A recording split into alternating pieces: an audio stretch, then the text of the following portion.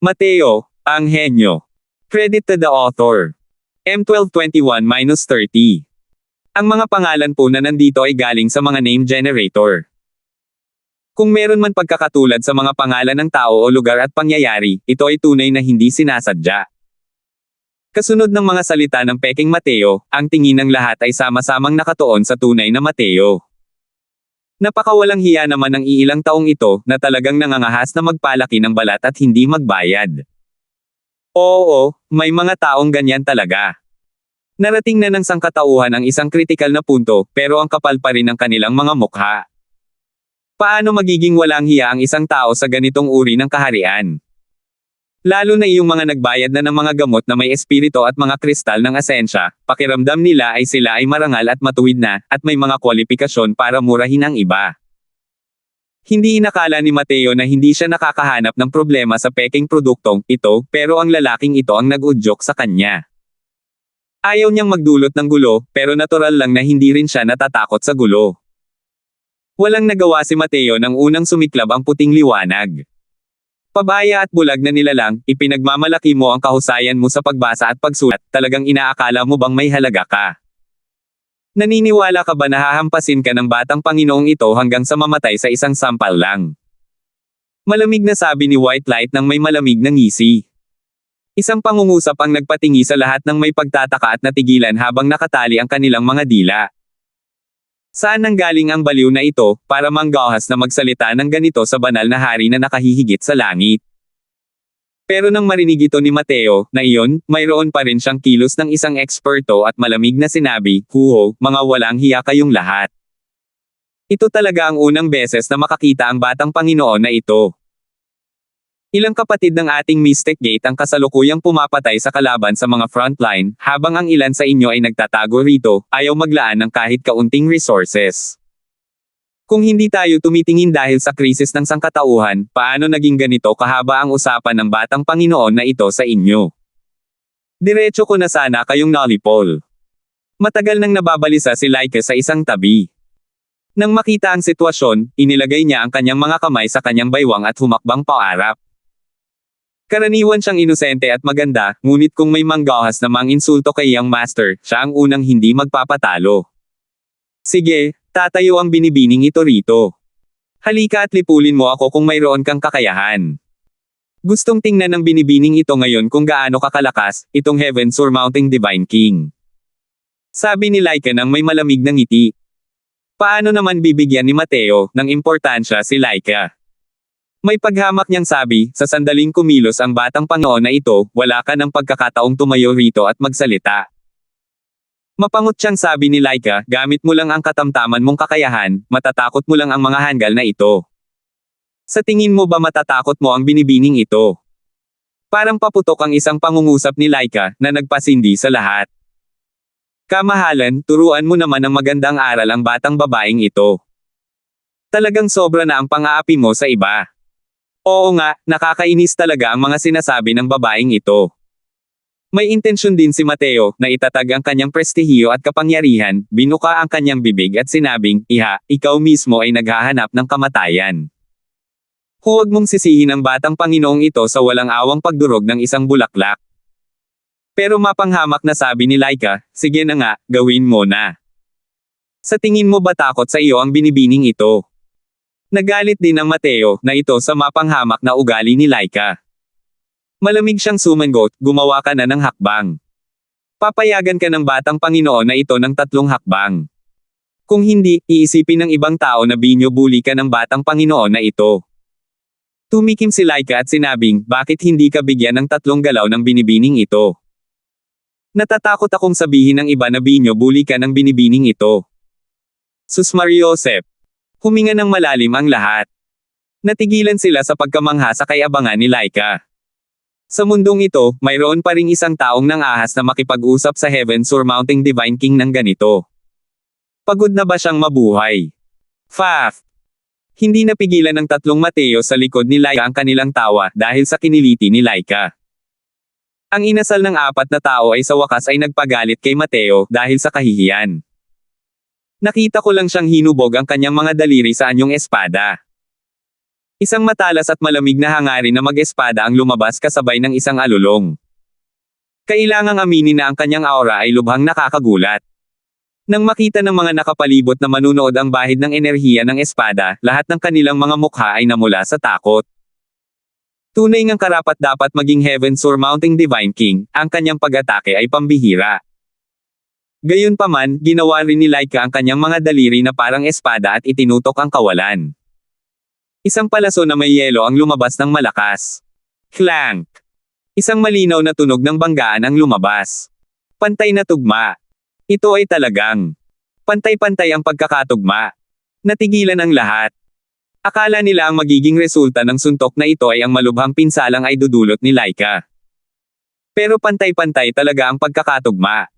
Nagbago ang ekspresyon ni Mateo. Pero mabilis siyang tumugon at naging mapanghamak ang tingin at sinabing, "Humph. Hindi ko inakalang ikaw, itong batang babaeng ito, ay talagang nagtatago ng lakas mo." Gayunpaman, hindi kayang saktan ng batang Panginoon na ito at hindi man lang ginamit ang ikasampung bahagi ng lakas ko. Kung hindi, malamang ay namatay ka na sa sandaling ito. Pagkasabi niya ng mga salitang ito, agad na nakaramdam ng ginhawa ang mga martial artist na iyon. Oo, isa lamang batang babae, na may katayuan bilang heaven-surmount Divine King, paano niya magagawang walang awang durugan ang isang bulaklak? Tinatakot lang nito ang kabilang panig. Pero, hindi pa rin umatras si Laika at sumuko na lang, sabay ngiti ng malamig, "Huwag na. May dalawang galaw pa. Huwag kang magatubiling gumawa ng mga galaw, siguraduhing huwag kang magpipigil. Napaka-ignorant mo naman at hindi marunong magpahalaga ng mga pabor. Hindi nakikipagtawaran sa'yo si kuya, lalo ka pang lumala. Hindi ito biro. Kung talagang aatake siya, mamamatay ka." Sa pagkakataong ito, humakbang ang Peking White Light para pagaanan ang sitwasyon. Pagkasabi niya nito, agad na maraming tao ang nagbigay ng boses na suporta. Tunay ngang hindi mahina ang lakas ng batang babaeng ito.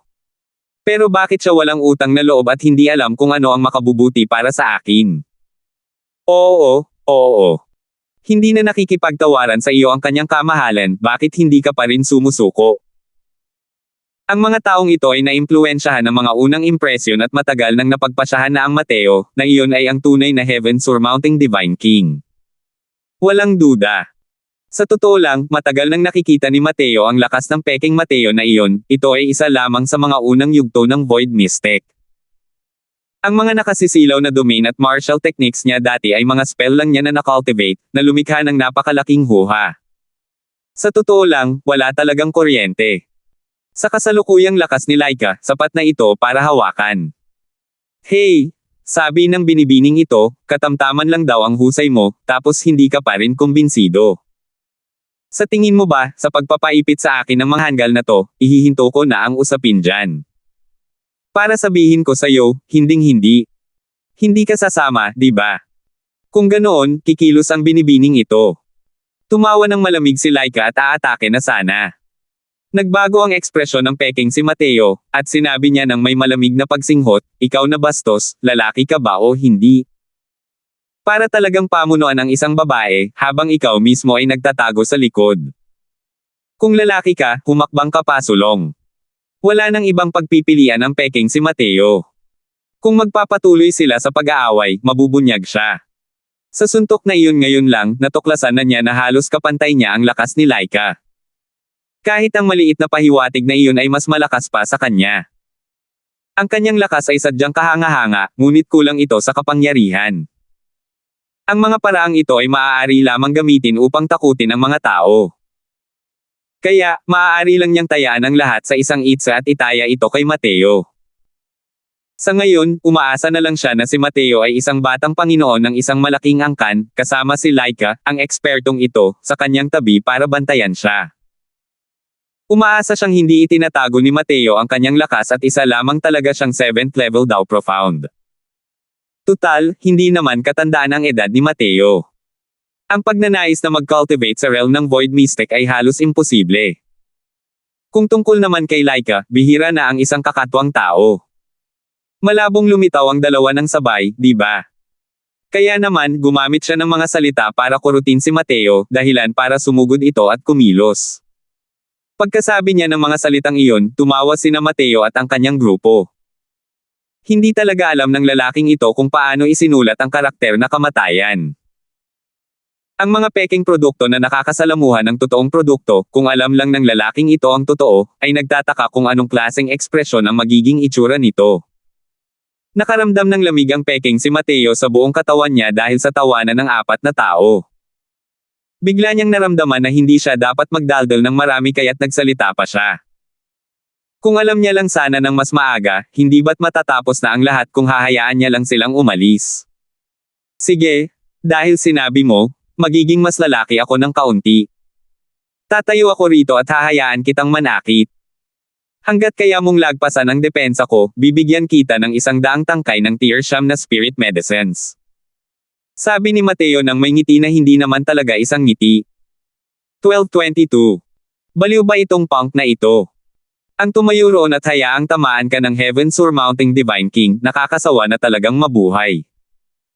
Kahit na nandito ang Heaven Stabilizing Divine King, hindi rin siya maglalakas loob na magsalita ng ganito Cart. Ang mga salita ni Mateo ay pumukaw ng ingay. Ang Heaven Surmounting Divine King na si Mateo ay mayroong kahangahangang reputasyon sa kasalukuyan.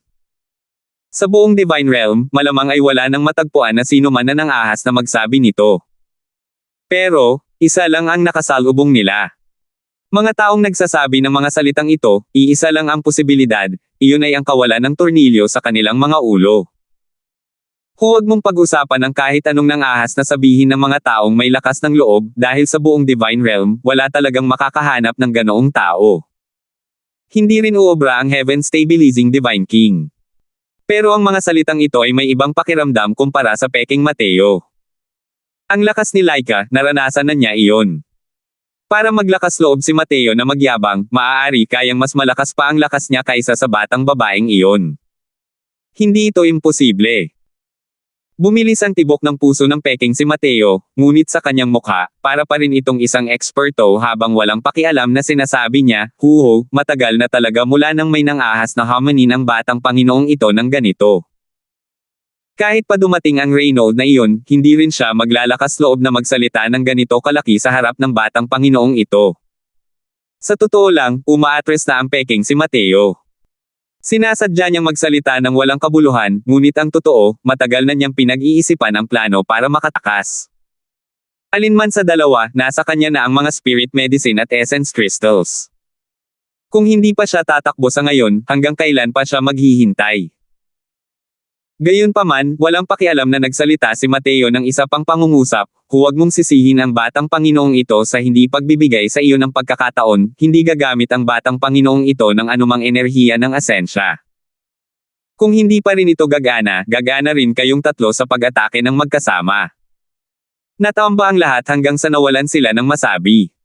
Baliw talaga ang lalaking ito.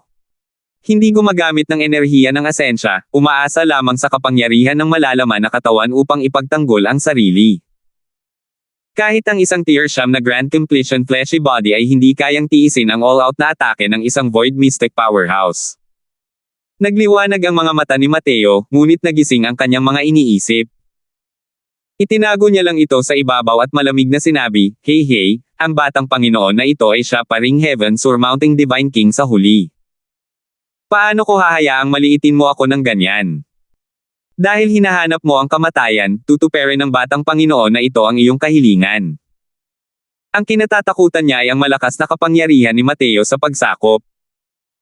Ngunit dahil hindi ginagamit ni Mateo ang enerhiya ng asensya, buong-buo ang kanyang katiyakan na papatayin niya ang kabilang panig. Sa isang tingin lang, mayaman na ang batang ito, siguradong malaki ang kayang gawin niya. Malaking tubo ang halagang ito. Huwag kang mag-atubiling lumapit. Nakikita mo ba ito? Basta't mapatay mo ako, sa ina itong singsing na pangimbak, hawak ni Mateo ang isang singsing na pangimbak at malamig na sinabi. Paano pa nag-aalangan ang peking Mateo? Biglang sumugod ang isang mahabang espada. Ang espadang ito ay walang kapantay na nakakagulat.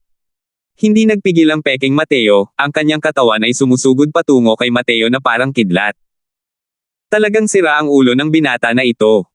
Hindi talaga siya gumagamit ng enerhiya ng asensya. Patay. Patay talaga. Siguradong maraming magagandang bagay sa loob ng storage ring na yan, sayang. Hey!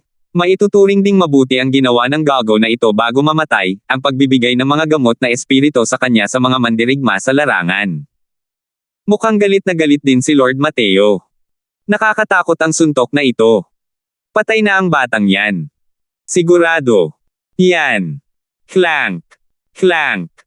Kasalukuyang nagsasalita ang taong iyon ng makarinig ng isang malakas na tunog ng pagbangga. Isang patong ng dilaw na liwanag na parang lupa ang lumitaw sa katawan ni Mateo. Biglang tumigil ang peking Mateo nang tumama ang kanyang espada sa dilaw na liwanag na parang lupa. Sa pamamagitan ng isang hiwa, lubos na naipon ng peking Mateo ang enerhiya ng asensya, na nagresulta sa hindi pagbawas ng natitirang momentum, at damiin hanggang sa yumuko ang transcendent grade na banal na artifact na ito. Nanlaki ang mga mata ng peking Mateo, nakatitig sa eksenang nasa harap niya nang hindi makapaniwala. Dahil hindi talaga gumamit si Mateo ng essence energy. Ang halo ng liwanag na kulay dilaw na parang lupa na ito ay talagang isang napakalalim na sining sa pagpapaganda ng katawan. Hinarang ng kabilang panig ang kanyang suntok gamit lamang ang lakas ng malalaman na katawan. Paano niya malalaman ang kakilakilabot ng Black Tortoise Treasure Body Divine Art, ang pamamaraang ito ng cultivation? Noon, ang Sky Distant ay Heaven Glimpse Deity Realm lamang, ngunit ang Origin Deity Realm na si Enzo ay hindi talaga siya kayang patayin at ang tanging kaya lang niya ay supalan. Makikita rito kung gaano kaitikot ang pamamaraang ito ng paglilinang kapag nalilikha ng hanggang sa limitasyon. Kung hindi dahil dito, paano makakapaglakas loob si Mateo na labanan ng harapan ang pagkubkob ng tatlong dakilang Diyos ng mga demonyo? Hindi lang ang Domain of Sword ang kanyang inaasahan. Clank! Sa ilalim ng mga naguguluhang titig ng lahat, ang transcendent grade na banal na artifact na ito ay direktang nahati sa dalawa. Bahagyang nanginig ang katawan ni Mateo, dahilan para lumipad palabas ang peking si Mateo.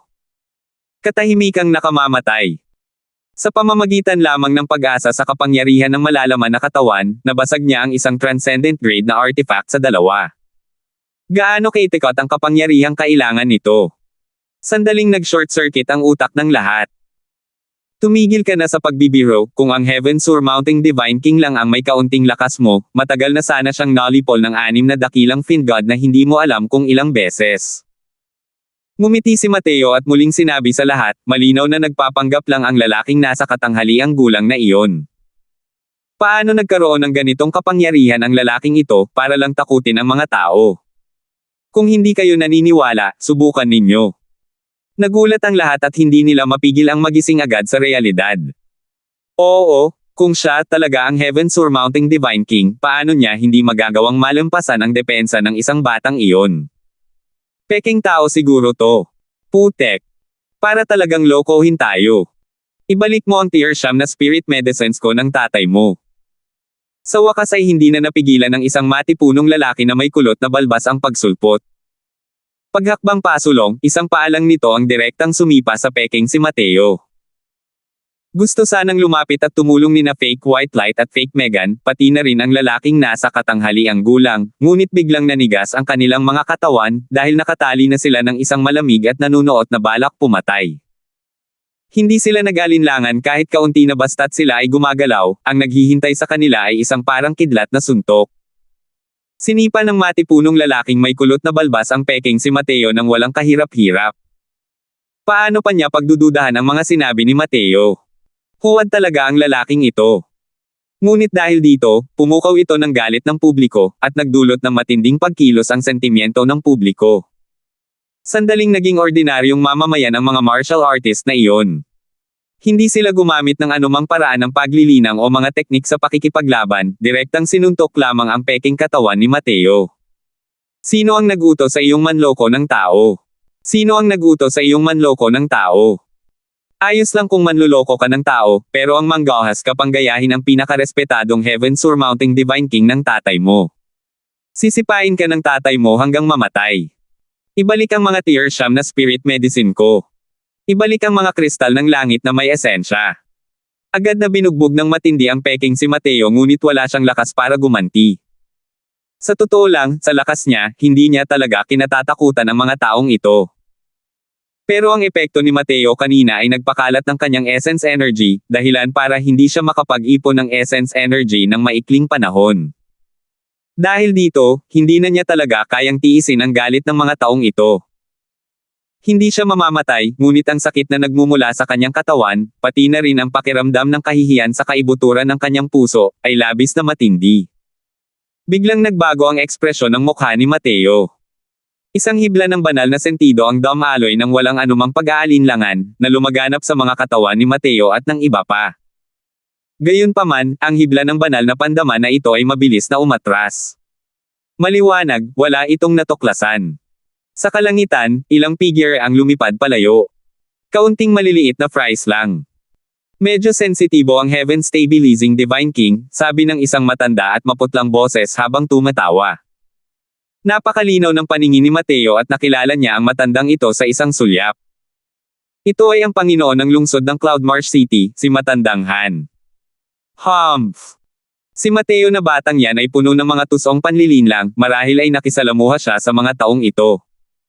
Mas mabuting maging maingat, sabi ni Reynolds sa tabi ni Matandang Han. Nanlamig ang ekspresyon ni Mateo, hindi niya inaasahan na ang dalawang taong ito ay magkasamang naglalakad. Hindi maarok ang lakas ni Matandang Han. Bagamat hindi kabilang sa 10 dakilang banal na hari, walang sino man ang nang-ahas na maliitin ang kanyang lakas. 12:23. Sinabi ni Ken na maaaring nakapasok na si Mateo sa God's Fall Mountain Range. Pero sa ngayon, napakaraming tao sa God's Fall Mountain Range, kaya saan magsisimulang maghanap? Kumunat ang noo ni Reynold at sinabing, "Huho, Haring banal na tagapagpatatag ng langit, sana'y kumalma ka. Kayang alamin ni Panginoong Ken ang mga sekreto ng langit, kaya sa loob ng kabundukan ng God's Fall na ito, tiyak na may malaking mangyayari. Sa aking palagay, ang lugar na gustong puntahan ng punk na iyon, ay tiyak na hindi ito isang ordinaryong lugar." Mainit na tumingin si Matandang Han kay Reynold. Kumunat ang noo ni Reynold at sinabing, "Ang tinutukoy mo ba ay rehiyong ipinagbabawal ng Diyos?" Sa loob ng God's Fall Mountain Range na ito ay nahahati sa ilang rehiyon, na ayon sa pagkakabanggit, ligtas na rehiyon, Thou Forbidden Region, Void Forbidden Region, at ang pinaka-nakakatakot na God Forbidden Region. Ang mga rehiyong ito ay nahukay ng mga martial artist gamit ang sariwang dugo, sa loob ng hindi mabilang na 10,000 taon. Ang mga taong ito rito ay nakapasok na sa God's Fall Mountain Range, ngunit kasalukuyan silang nasa ligtas na rehiyon. Siyempre, ang ligtas na rehiyon ay hindi rin lubos na ligtas. Kapag papalapit na sa rehiyong ipinagbabawal ng Tao, ang panganib ay lalakas din ng husto. Pagpasok sa rehiyong ipinagbabawal ng Tao, malamang na hindi magiging kasing komportable ng mga taong ito ngayon. Ang tinatawag na Tao Forbidden Region ay tumutukoy sa pagbabawal sa mga martial artist ng Tao Profound Realm na pumasok sa loob. Kahit ang mga peak Divine King powerhouses, kapag lumalim ang kanilang paglusong, magiging maliit din ang tsansa nilang mabuhay. Ang parehong argumento, ang Void Forbidden Region ay tumutukoy sa mga Void Mystic Powerhouse. Kabilang din sa kanila ang 10 dakilang banal na hari, ang ganitong uri ng mga makapangyarihang nilalang na nakakaintindi ng mga batas ng banal na Tao. Nakarating na rin si Reynold sa kalaliman ng God's Fall Mountain Range dati. Ngunit kahit para sa kanya, ang rehiyong kanyang tinahak ay isa ring rehiyon na ipinagbabawal ang kawalan. Kung tungkol naman sa maalamat na rehiyon na ipinagbabawal ng Diyos, iyon ay isang rehiyon na kahit ang mga tunay na powerhouse ng deity realm ay hindi madaling makapasok. Ang mga lugar kung saan pinakamaraming namatay ang mga powerhouse ng deity realm ay ang rehiyong ipinagbabawal ng Diyos. Nanginig din sa takot si Reynold nang mahulaan niya ang resulta. Ang laki talaga ng puso ni Mateo.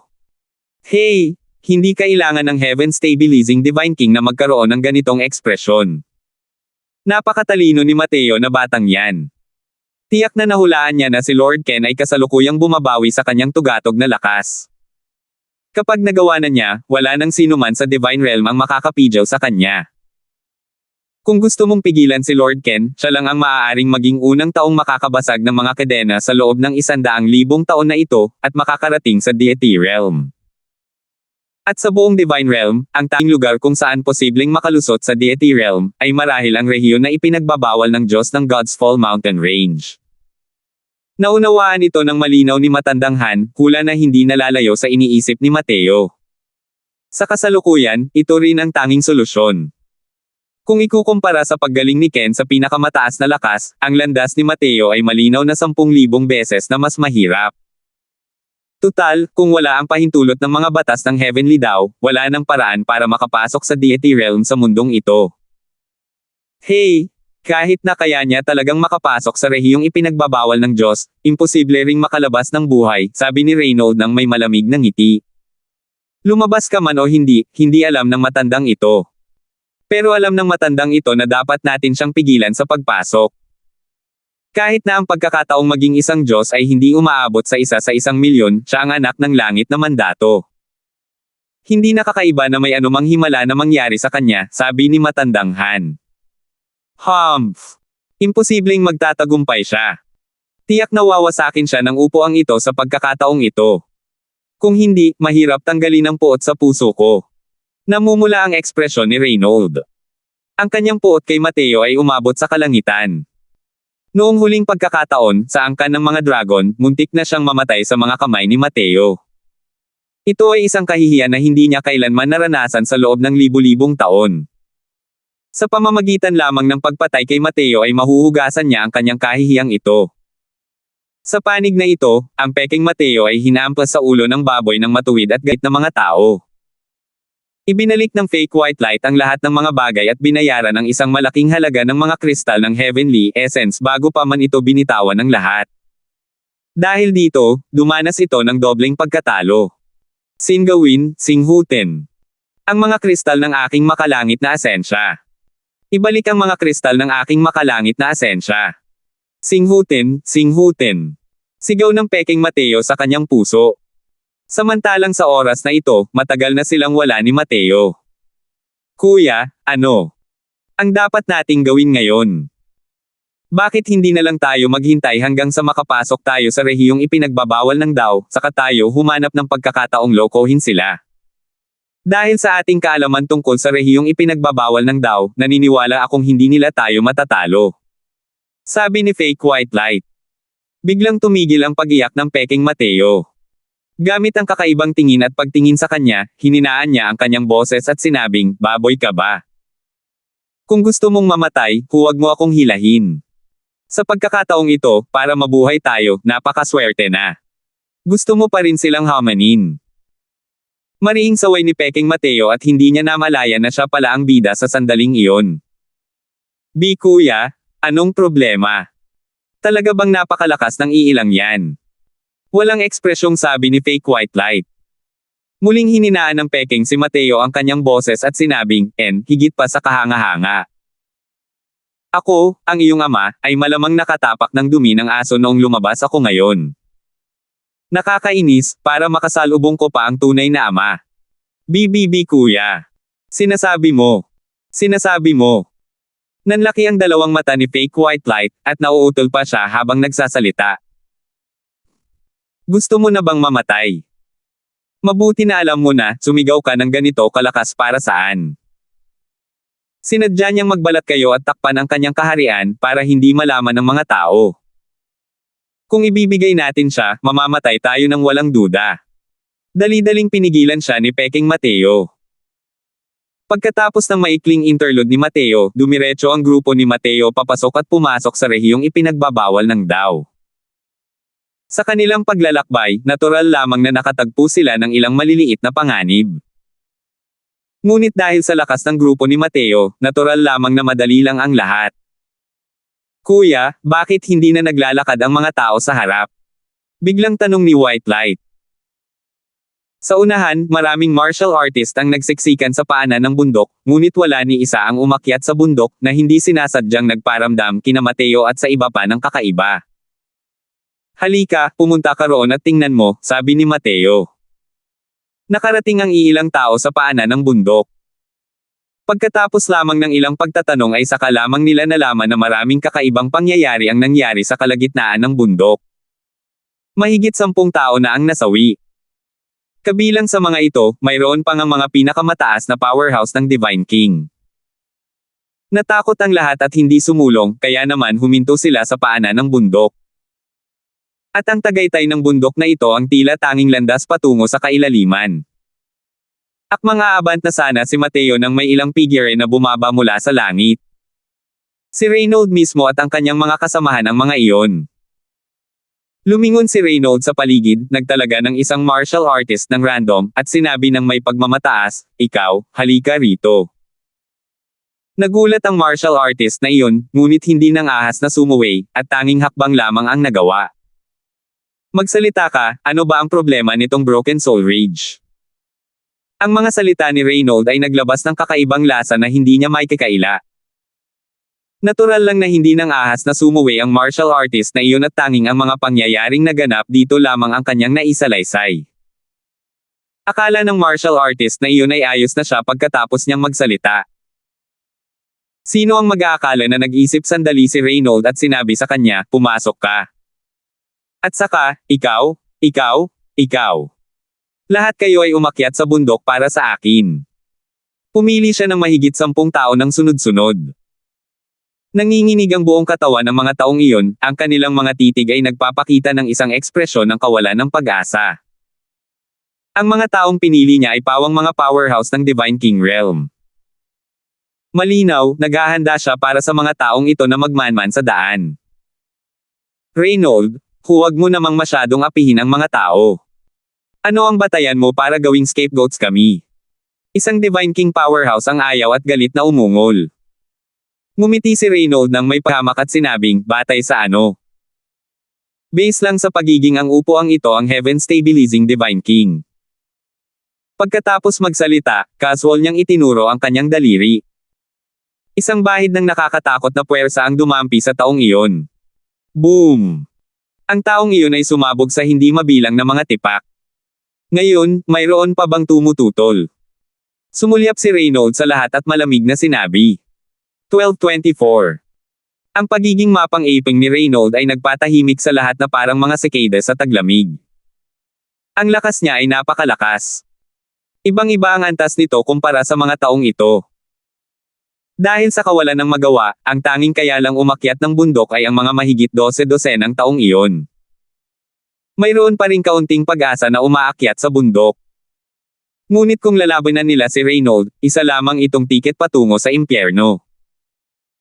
Maraming mga tingin ng mga martial artist na nakatingin kay Reynold ay puno ng hinanakit. Hindi nila inaasahan na ang numero 1 tao sa sangkatauhan ay ang ganitong uri ng tao na nang-aapi sa mahihina, mayabang, at tinitingnan ang buhay ng tao na parang damo. Sa loob ng ilang panahon, ang mga taong ito ay nang-ahas na makaramdam ng galit ngunit hindi nang-ahas na magsalita. Tungkol sa mga titig ng mga taong ito, direktang pinili ni Reynold na huwag itong pansinin. Wala siyang pakialam sa iniisip ng mga taong ito. Sa kanyang paningin, ang mga taong ito ay pawang mga nilalang na parang langgam. Matapos umalis ang mahigit 12 martial artist iyon, may mga taong hindi nakatiis sa ganitong uri ng kapaligiran at isa-isang umalis sa lugar na ito. Ngunit ang karamihan sa mga tao ay pinili pa ring magtiis ng tahimik. Gaano man kalawak ang mundo, wala nang lugar na mapagtataguan pa nila. Labis na ikinagulat ni Mateo ang pagtitipon ni Reynold at ni Matandang Han. Dahil dito, hindi niya sinasadyang mas pinag-ibayo ang kanyang pagbabantay. Noong huling beses, umalis si Reynold kasama si Ken. Mahirap garantyahan na walang magiging relasyon sa pagitan ng dalawang taong ito. Pinapanatiling handa ng banal na lungsod ang mga sundalo ngunit hindi gumalaw hanggang ngayon, ngunit hindi rin nila ikinulong ang lungsod gamit ang malaking hanay. Ito mismo ay nagpapahiwatig ng maraming problema. Mukhang malamang na nakipagsabuatan si Reynold sa lahi ng mga demonyo. Pero hindi maintindihan ni Mateo kung bakit nandito si Matandang Han. Maaari kayang may kaugnayan din siya sa lahi ng mga demonyo.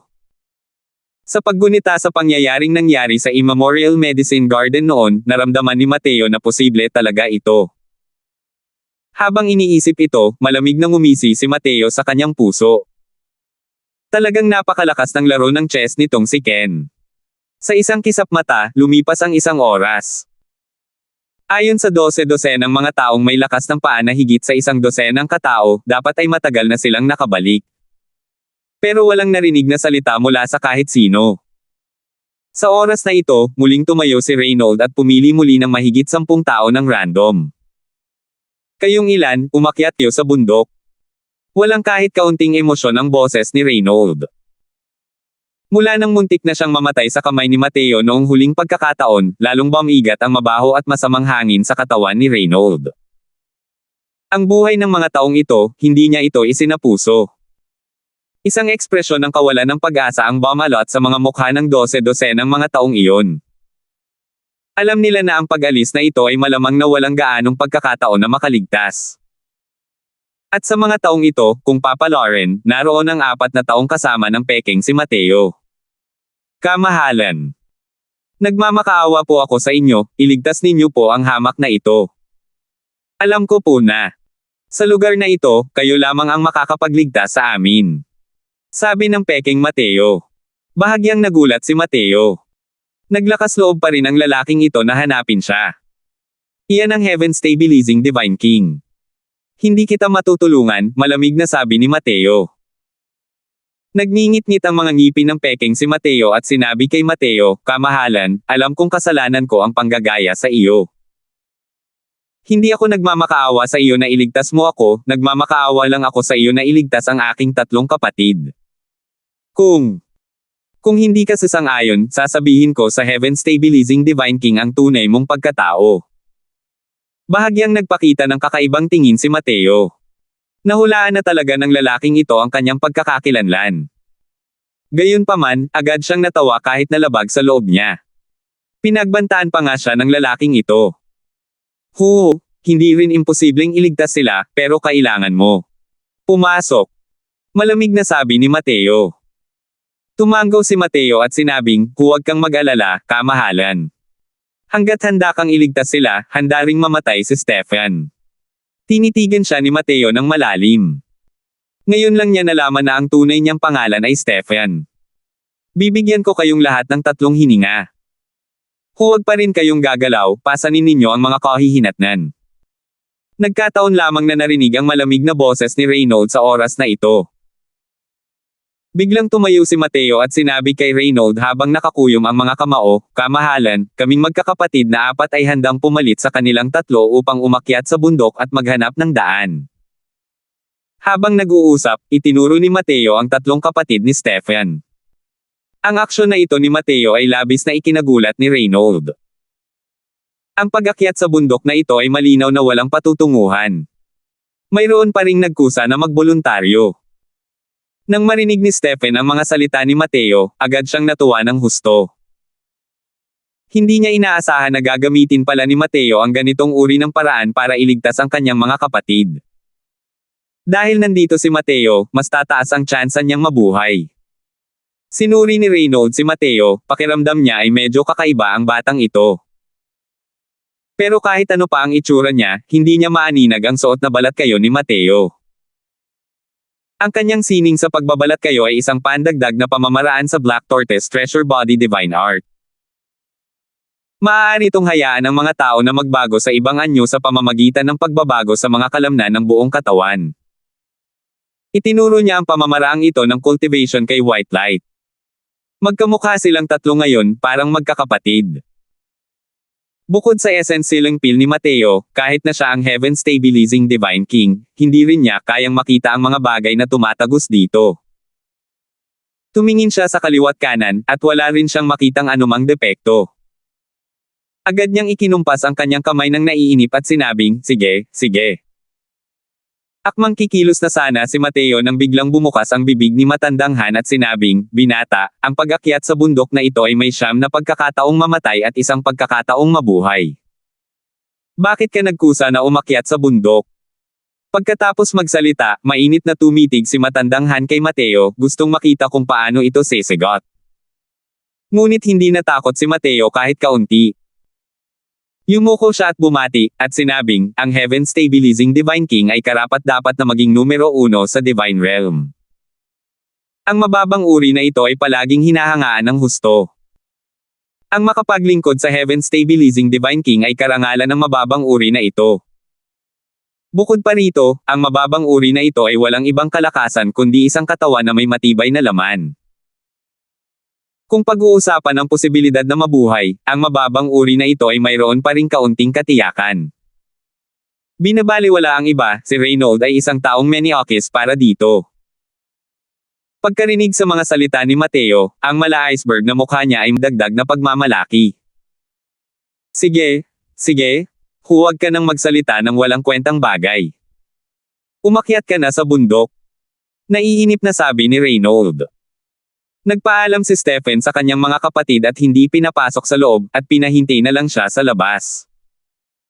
Pagkatapos, umakyat siya sa bundok kasama ang 4 na kasama ni Mateo. Nang mawala ang ilang anino, yumuko ng malalim si Stephen kay Mateo at sinabing, "Maraming salamat, kamahalan, sa pagkilos at pagliligtas. Ang hamak na ito ay tiyak na gagantay ng kamatayan kahit na masayang ibinabagsak ang aking utak sa lupa. Isa pa, ang hamak na ito ay nakasakit sa kamahalan. Kamahalan, pakiusap, parusahan mo ako." Ngumiti si Mateo at sinabing, "Ikaw ang nagligtas sa kanila, hindi ako." Hindi napigilan ni Stephen ang pagyanig ng marinig iyon at sinabing, "Ang ibig sabihin ng kamahalan ay, bagamat gumawa ka ng mga walang prinsipyong gawain na nagpapahamak sa iyo ng mga tao, ang iyong damdamin para sa iyong mga kapatid ay hindi peke. Kung pinagbantaan mo ako na ikaw lang ang ililigtas ko, kahit na ipagsapalaran mo ang isang malaking labanan kay Reynold, hindi ko sila ililigtas. Bukod dito, hindi pa rin alam kung sino ang mamamatay sa kaninong mga kamay kung makikipaglaban ako sa kanya." Ang mga salita ni Mateo ay nagpapakita ng matinding kumpiyansa. Dahil sa kanyang layuning mag-espada, ang Evil Extermination Sword Formula ay nakaabot na rin sa 2nd antas, at nagawang ilabas ang 50% ng kapangyarihan ng Evil Extermination Divine Sword. Kung talagang makikipaglaban siyang muli kay Reynold, tiyak na hindi siya matatakot ni Mateo. Masyado lang itinago ni Matandang Han ang kanyang mga kakayahan, kaya medyo nag-alala siya. Bago siya pumasok ng malalim sa God's Fall Mountain Range, ayaw niyang gawing komplikado ang mga bagay-bagay. Iyon lang. Huminga ng malalim si Stephen, hindi inaasahan na ito pala ang dahilan kung bakit pumayag si Mateo. Kahit ano paman, ang buhay ni Stephen ay aking Panginoon. Yumuko muli ng malalim si Stephen. Pero ngumiti si Mateo at sinabing, "Pero gusto ko talagang malaman.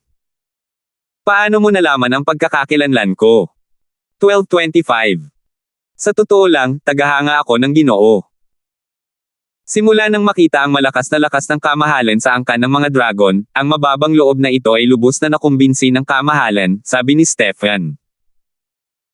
Lumalabas na noong inilathala ng Heaven's Secret Tower ang asterisk 10 dakilang banal na hari, isa rin si Stephen sa mga humamon. Siyempre, pagkatapos niyang marating ang Dragon Clan, natuklasan niya na mas mataas ang batting grade niya kaysa sa kanyang grado. Pero nang masaksihan niya ang lakas ni Mateo, tuluyan na siyang naging matatag na taga-suporta ni Mateo. Para dito, gumastos siya ng malaking halaga at bumili ng maraming datos tungkol kay Mateo mula sa Heaven's Secret Tower, at lubos niyang naunawaan si Mateo. Alam niya na hindi lang abnormal ang taas ng pag-unawa ni Mateo sa konsepto, ang aspeto ng kanyang pagpipino sa katawan ay hindi rin mababawasan kung ikukumpara sa Essence Energy Realm. Bukod pa rito, bukod kay Megan sa tabi ni Mateo, mayroon pang isang batang babae na hindi mahina ang lakas. Ang batang babaeng ito ay hindi gaanong lumilitaw sa tabi ni Mateo, ngunit tila pinahahalagahan siya ni Mateo.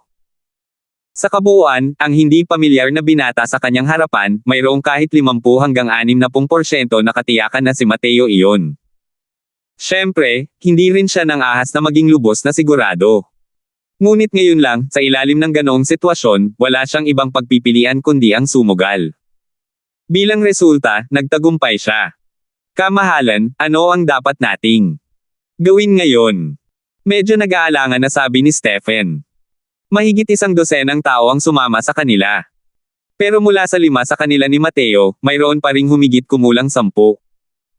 Nakita nila ang kilos ni Stephen at nahulaan din nila na si Mateo ay isang kahangahangang figure, na pawang nagpapakita ng pag-asa sa mga tingin. Ano pa nga ba ang magagawa natin? Siyempre, ang pag-akyat sa bundok para tingnan ito.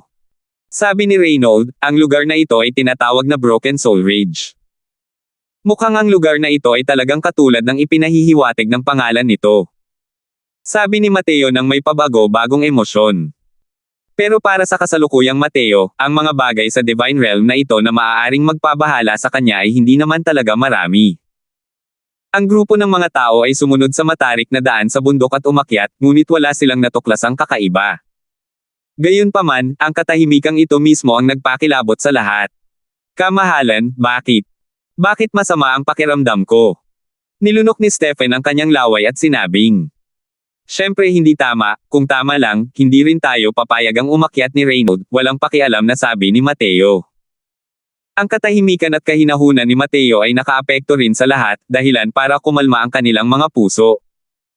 Hindi nagtagal ang paglalakbay, biglang lumitaw sa unahan ang siksik na puting tela. Nang tingnang mabuti, napakaraming soul beckoning streamers pala. Sa mabatong daanan sa bundok na iyon, mahigit 100 figure ang bumagsak sa lupa, walang anumang ingay na maririnig. Sila yan. Sila yung grupo ng mga taong dumating kanina. Biglang may sumigaw. Ito. Ang lugar na ito ay masyadong nakakatakot. Tayo. Mas mabuting bumalik muna tayo. Namutla ang mukha ng isa pang tao habang nagmumungkahi siya. Bahagyang kumunat ang noo ni Mateo, at malamig niyang sinabi, huli na ang lahat. Nang makita ang nagtatakang ekspresyon ng taong iyon, dagdag ni Mateo, lumiko ka at tumingin. Lumingon ang taong iyon at tumingin, mas lalong namutla ang mukha. Ito. Anong nangyayari? Ang landas noong sila ay dumating ay talagang tuluyang naglaho. Sa magkabilang gilid ng daan ay parehong siksikan ang mga soul beckoning streamers. Paano pa man ay may bahid pa rin ang itsura ng isang daanan sa bundok.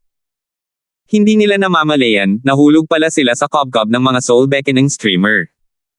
Mukhang nahulog tayo sa isang magkakapatong na espasyo.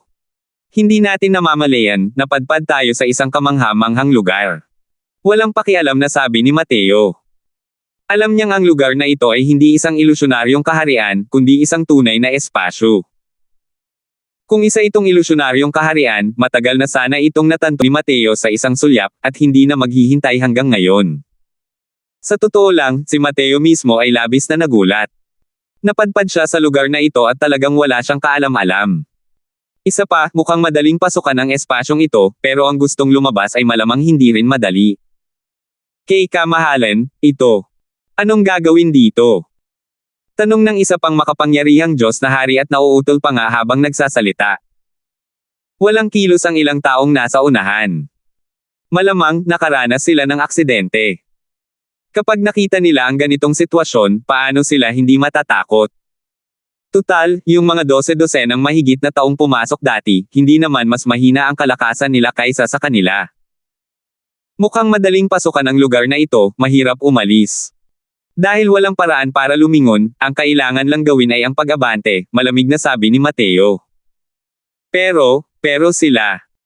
Sumulyap si Mateo sa kanya nang walang pakialam at sinabing, kung mayroon kang ibang paraan, natural na hindi ka rin pipigilan ng batang Panginoon na ito. Isang pangungusap ang nagpawala ng sigla sa kanya. Ang lugar na ito ay malinaw na kakaiba. Si Mateo na lang ang tanging maaasahan nila. Pagkatapos magsalita, hindi na rin siya pinansin ni Mateo at dahan-daang naglakad papunta sa direksyon ng naunang grupo ng mga tao. Ang ibang tao ay walang ibang magawa at ang tanging nagawa ay ang makisabay. Iniunat ni Mateo ang kanyang kamay at pamitik. Mahigit 12 hibla ng manipis na sinulid na binubuo ng enerhiya ng asensya ang lumipad patungo sa 12 ng mga taong iyon. Nang makita ng lahat ang eksenang ito, ang kanilang mga tingin ay napunta sa punto, nagulat sa mahusay na pagkontrol ng enerhiya ng asensya ni Mateo. Walang kakulangan ng mga powerhouse ng Divine King sa kanila. Pero walang sino man ang makakagawa nito sa antas ni Mateo. Pagkatapos ng ilang paghinga, umiling si Mateo at sinabing, patay na ang lahat. Walang sugat ang kanilang mga katawan, pero isa na itong walang laman na balat. Ang kanilang mga banal na kaluluwa ay kinuha lahat ng isang tao. Walang senyales ng labanan dito, mukhang wala silang lakas para gumanti. Nang sandaling lumabas ang mga salitang iyon, ang ekspresyon ng lahat ay napalitan ng takot. Nakakatakot talaga ang lugar na ito. Kamahalan, natatandaan ko na May 17 katao sa unang grupo na dumating. Pero 15 tao lang ang nandito. Mukhang 2 ang nawawala, sabi ni Stephen. Alam ni Stephen ang pinagmulan ni Mateo at hindi siya natatarante tulad ng iba. Tumango si Mateo at sinabing, ang dalawang taong iyon ang pinakamalakas sa unang grupo ng mga tao. Kung walang aksidente, makikita natin ang kanilang mga bangkay sa unahan. Sa oras na ito, isang kakaibang simoy ng hangin ang umihip na pumukaw sa mga soul-beckoning streamers na iyon. Woo! Woo! Agad na umalangaw-ngaw sa paligid ang isang mahina at parang multo na boses. Kumunat ang noo ni Mateo at seryosong sinabi, isara mo ang 6 mong pandama, huwag mong pakinggan ang boses na ito. Nabalot ng takot ang ekspresyon ng lahat, at dali-dali nilang isinara ang kanilang sixth sense, hindi naglakas loob na makinig sa tunog ng pag-iyak ng multo. Ang boses na ito na parang multo at umiiyak ay may epekto sa pagsipsip ng kaluluwa. Halos agad itong natunton ni Mateo. Kaya naman nagbabala siya. Siya mismo ay wala ni Katiting na pakialam. Sa mundong ito, marahil ay napakahirap makahanap ng isang bagay na kayang sumipsip ng kanyang banal na kaluluwa. Sige. Seryosong sabi ni Mateo. Patuloy na naglakad ang grupo ng mga tao. Ngunit, kasabay ng paglalim, ang mabangis at humihikbing boses na iyon ay lalong naging nakakatakot. Sa huli, ito ay naging isang matinding sigaw. Ang sigaw na iyon ay walang kapantay na nakakaantig sa tainga. Hindi mabilang na soul-beckoning streamers ang naglabas ng mahinang lilang liwanag na lalong nagpaiba sa buong kalawakan. Titulong. Tila napahawak sa lalamunan ng isang makapangyarihang hari ng Diyos at sumigaw ng malakas. Kumunat ang noo ni Mateo at natuklasan na kahit mahigpit na isinara ng mga taong ito ang kanilang 6 na pandama, ang kanilang mga banal na kaluluwa ay unti-unting hinihila palabas ng katawan. Kahit na nahihirapan na siya, nawalan pa rin ito ng saysay. Hindi lang siya, pati ang iba ay ganoon din. Bukod kay Megan, maging sina Whitelight at Laika ay nagpakita ng mga senyales na hindi na sila kayang kumapit. Si Megan ay kabilang sa innate battle soul physique. Kalahati ng kanyang banal na kaluluwa ay matagal nang nagsanib sa isang entidad. Ang kanyang sigla ay napakalakas sa simula pa lamang. Ang mga ganitong pamamaraan ay talagang hindi matitinag. Hindi na lang kaya ni Laika na tiisin pa. Sobrang sakit ang ekspresyon ng mukha niya. Malinaw na hindi na niya kaya tiisin pa. Iyang master. Mahinang sabi ni Laika. 12:26. Lean. Gumawa si Mateo ng isang selyo ng kamay, ang kanyang boses ay parang isang malaking kampana. Kasabay nito, ang malakas na sigla ni Mateo ay sumulpa at patungo sa kalangitan, at pilit niyang pinatahimik ang mga tinig na umiiyak na parang multo. Nang lumabas ang karakter na Lin, mula sa bibig, isang napakagandang aura ang agad na kumalat. Tila nakita na ng mga umiiyak na boses ang kanilang mga sumpa at agad na hindi nang ahas na lumapit kina Mateo at sa iba pa. Ang mga banal na kaluluwang iyon na orihinal na kinakaladkad palabas ay agad ding bumalik sa kanilang mga katawan. Gayunpaman, bawat isa sa kanila ay namumutla ng husto, na para bang mayroon silang malubhang karamdaman. Gayunpaman, ang kanilang mga mukha ay nagpapakita ng nag-iisang takot. Ang kanilang mga titig nang tumingin sila kay Mateo ay puno ng pasasalamat. Kung hindi dahil kay Mateo, para na sana silang mga unang grupo ng mga tao sa oras na ito, mga bangkay na walang banal na kaluluwa. Napakasama rin ang kutis ni Laika. Nag-aalalang nagtanong si Mateo, Laika, ayos ka lang ba? Ayos lang ako. Salamat, young master, umiling si Laika at sinabing. Pero nanlamig ang mukha ni Mateo, at sinabi niya, kung hindi ipinapakita ng tigre ang lakas nito, maituturing mo ba talaga na isang pas ang may sakit ang batang Panginoon na ito? Napakayabang ng mga maltong ito para saktan si Laika. Dahil dito, nagalit ng husto si Mateo. Mainitin ang ulo, sunugin mo ang lahat ng mga kasuklam-suklam na bagay na ito para sa akin. Gustong makita ng batang Panginoon na ito kung anong klaseng multo o halimaw ang naroon, na naglalako rito. Malamig na sigaw ni Mateo. Nang marinig ang malamig na tono ni Mateo, hindi napigilan ng iba ang panginginig. Ang mga soul-beckoning streamer na ito ay walang kapantay na kakaiba. Hindi naman masama para sa kanila na makatakas gamit ang kanilang mga buhay. Pero gusto talaga silang sunugin ng Panginoong ito. Lumitaw ang figure ni Fiery, ang kanyang mga kamay ay nagmamasa ng mga selyo. Kaagad, isang nakakakilabot na kapangyarihan ng apoy ang kumalat. Boom! Agad na naramdaman ng lahat na parang masusunog ang kanilang buong katawan. Dali-dali nilang inikot ang enerhiya ng asensya upang labanan. Ngunit sa ilalim ng matinding init na ito, pakiramdam nila ay napaso sila. Nakakatakot masyado. Ito. Ang lakas ng apoy na ito ay masyadong malakas. Ang Nine Suns Burning Heaven ng Spirit Bristle Divine King ay kilala bilang numero 1 fire attribute martial technique ng Divine Realm. Sa aking pananaw, ang kapangyarihang ito ng apoy ay hindi naman talaga mas mababa. Sino ba talaga ang Panginoong ito? Medyo nakakatakot din ang lakas na ito, di ba? Noon, ang isang galaw lamang ng Spirit Bristle Divine King, ang Nine Suns Burning Heaven, ay pumatay ng daan-daang powerhouse ng Divine King na nagdulot ng matinding sensasyon ng ilang panahon. Hindi nagkukulang ng mga Divine King powerhouse sa mga dosenang ito. Naisip nila ang kanilang mga sarili kung ang galaw ni Fiery ay gagamitin laban sa kanila, isa lang ang magiging bahagi nila sa isang shot. Gayunpaman, kahit na mas maraming tao ang dumating, pareho pa rin. Dahil nasaksihan ang lakas ni Mateo, hindi nila napigil ang mag-isip-isip tungkol sa pagkakakilanlan ni Mateo ng sunod-sunod. Nang marinig nila kanina si Mateo na sinabing hindi siya natatakot sa Heaven Stabilizing Divine King, medyo may bahid pa rin ng paghamak ang kanilang mga puso. Pero ngayon, alam na nilang hindi nagbibiro si Mateo. Para magkaroon ng lakas na maihahambing sa Spirit Bristle Divine King, bakit siya matatakot sa Heaven Stabilizing Divine King? Ang maputlang apoy na iyon ay agad na nagpasiklab sa Soul Beckoning Streamer sa loob ng radius na 10,000 talampakan. Matinis na panaghoy na parang multo ang umalangaw-ngaw. Tila itinapon ang mga ito sa isang palayok ng langis, walang humpay ang mga kaawa-awang sigaw. Pagkatapos ng 10 paghinga, binawi ni Fiery ang Cleansing Sandal Sacred Flame.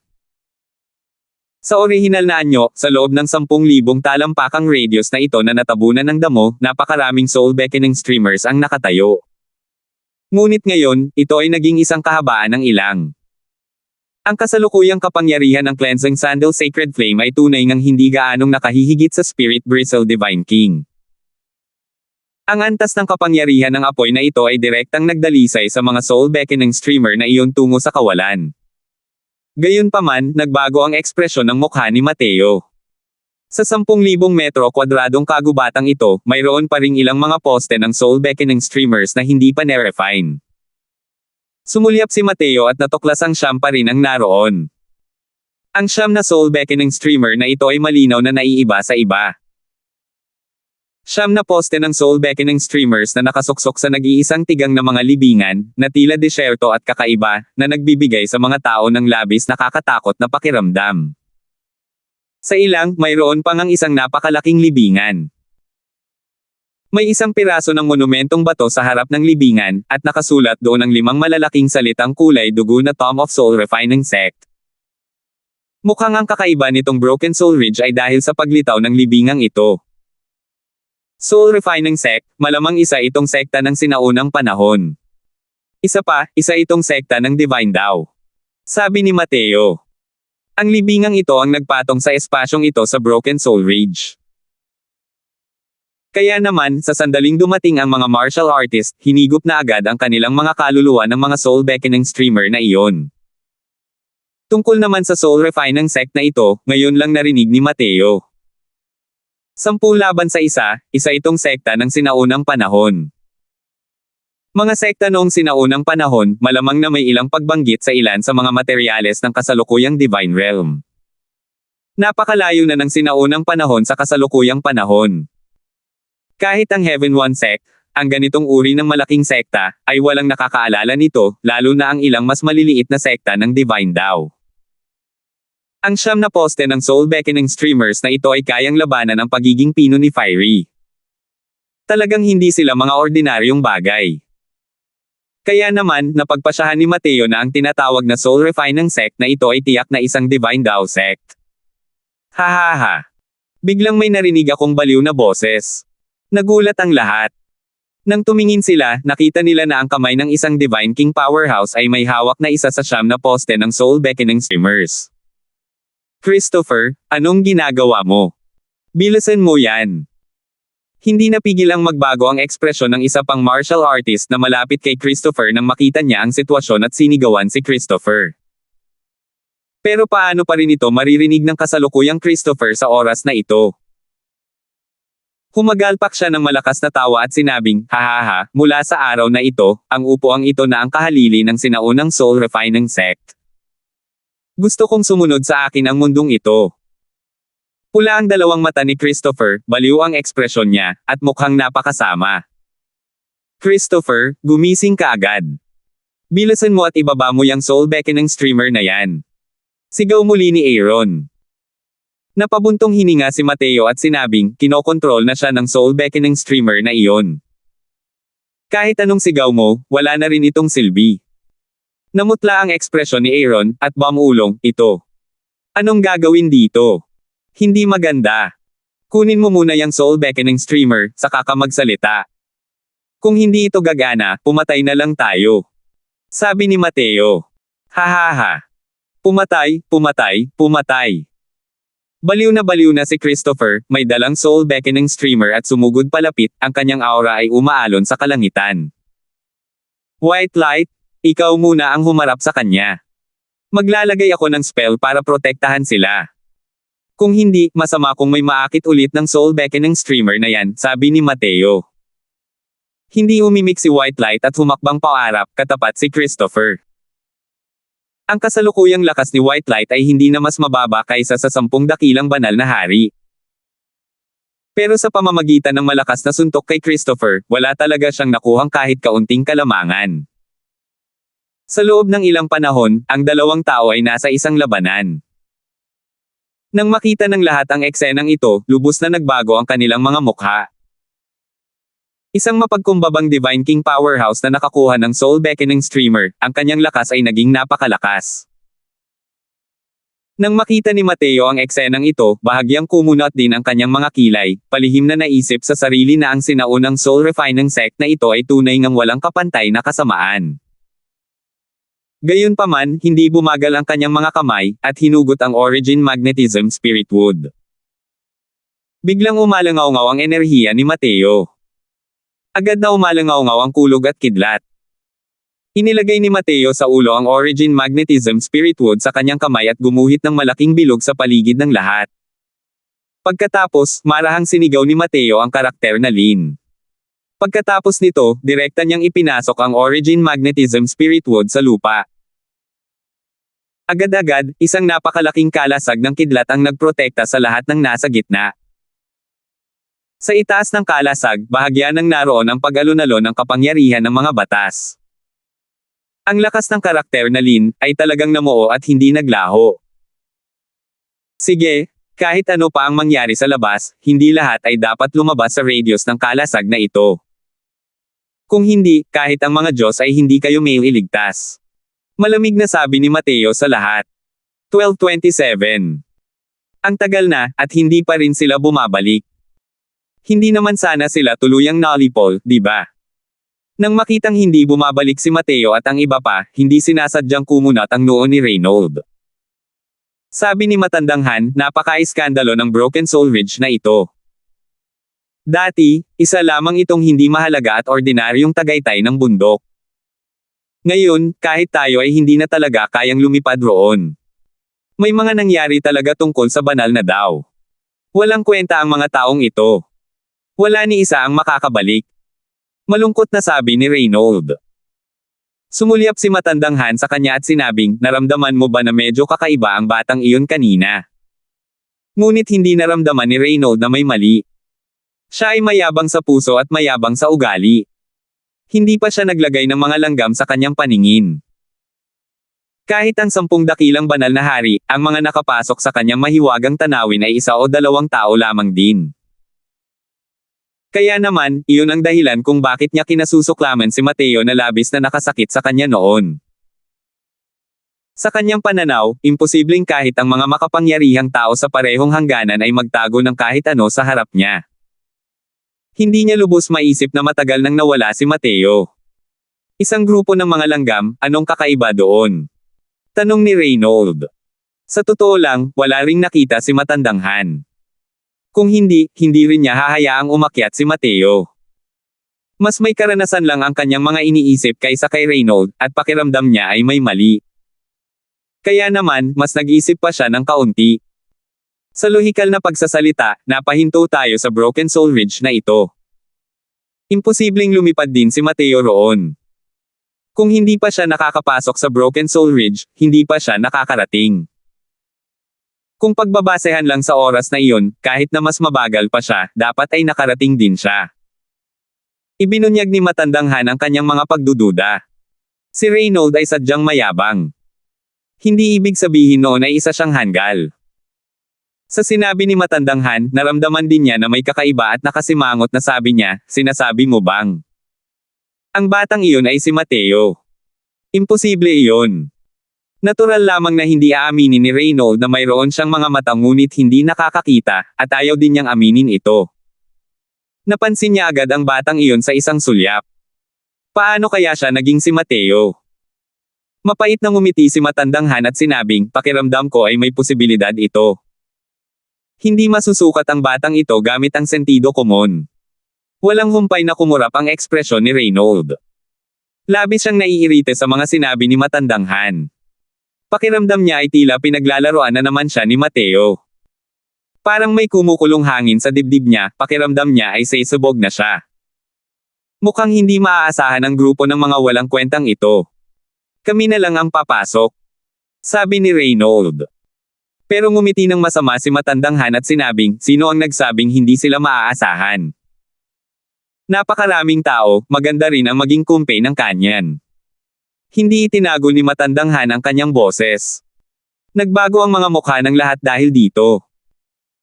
Natawa rin si Reynold nang marinig iyon at sinabi sa malinaw na boses, "Mamatay kayong lahat o umakyat sa bundok." Boom! Sa kalagitnaan ng himpapawid, muling naglaban ang makasina White Light at Christopher. Bilang resulta, si Christopher ay nagpalipad ng White Light sa pagkakataong ito. Malinaw na sinapian ng Diyos ng digmaan ang lalaking ito. May pakiramdam talaga na mas lalakas sila habang lalo silang lumalaban. Hindi binigyan ni Christopher ng oras si White Light para huminga ng malalim, agad na sumugod, gustong direktang patayin si White Light. Sa oras na ito, isang figure ang biglang lumitaw at hamarang sa pagitan ng dalawang tao. Putok! Isang dagandong ng dragon ang umalangaw-ngaw, direktang pinasabog si Christopher 10,000 talampakan ang layo. Kuya, ang kakaiba ng lalaking ito. Iisa lang talaga ang tao, bakit pakiramdam ko maraming eksperto ang kumukubkob sa akin? Gulat na sabi ni White Light. Iyon ang soul beckoning streamer na nagdudulot ng kalokohan. Kung tama ang aking mga haka-haka, sa loob ng soul beckoning streamer na iyon ay malamang na mayroong isang napakalakas na multo. Bumaba ka at magpahinga ka muna, iwan mo na sa akin, sabi ni Mateo. Mag-ingat ka, kuya. Hindi madaling pakisamahan ang lalaking ito. Magpahinga ka. Dahil pinalipad ni Mateo gamit ang isang palad, hindi agad lumapit si Christopher, tila ba nag-aalala kay Mateo. Kanina lang, hindi ba't sinabi mo na kailangang sumunod sa iyo ang mundong ito? Bakit ka natakot? Tumingin si Mateo kay Christopher at sinabing may bahagyang ngiti. Binuka ni Christopher ang kanyang bibig at sinabing, "Brata, huwag kang maging mayabang. Isang langgam na tulad mo, ang upuang ito ay kayang pumatay ng 10 milyon sa isang kumpas lamang ng kamay noon." Pero napangiti si Mateo nang marinig iyon at sinabing, "Walang hiya kang yabang. Dahil hindi ka nangangahas na pumunta, paparating na ang batang Panginoon na ito." Hindi rin nakita ni Christopher ang anumang aksyon ni Mateo. Agad na naglaho ang kanyang anyo. Nang makita ni Christopher ang eksenang ito, hindi sinasadyang nanigas ang kanyang mga mata, at sa takot ay sinabi niya, mas malawak na teleportasyon. Malinaw na namangha siya sa husay ni Mateo. Malinaw na hindi pa naperpekto ang asensya, enerhiya, at espiritu ni Mateo, ngunit ang kanyang puso ay naperpekto na. Kahit noong Divine Dao era, kakaunti rin ang may ganitong talento.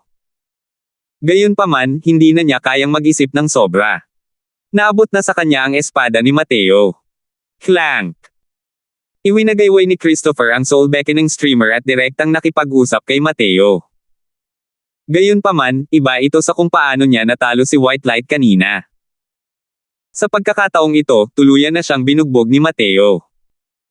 Ang kanyang figure ay direktang pinalipad ng makapangyarihang layunin ni Mateo sa paggamit ng espada. Ang iyong mga batas sa sword daw ay nauunawaan na hanggang sa gitnang antas ng unang antas ng langit. Paano ito posible? Gulat na bumalatay sa buong mukha ni Christopher habang nakatingin kay Mateo nang hindi makapaniwala. Pakiramdam niya ay masyadong magulo ang mundong ito. Paano kaya mauunawaan ng isang batang nasa Dao Profound Realm ang mga batas ng banal na Dao hanggang sa ikalawang patong ng langit 1? Ang lalaking ito ba na nasa harap niya ay isa talaga sa malalanggam na Dao Profound Realm martial artist mula 1,000,000 taon na ang nakalilipas. Agad na natarante si Christopher. Ha! Wala ka lang talagang pakialam sa mundo. May mukhang paghamak, muling sumugod si Mateo, nakipaglaban kay Christopher.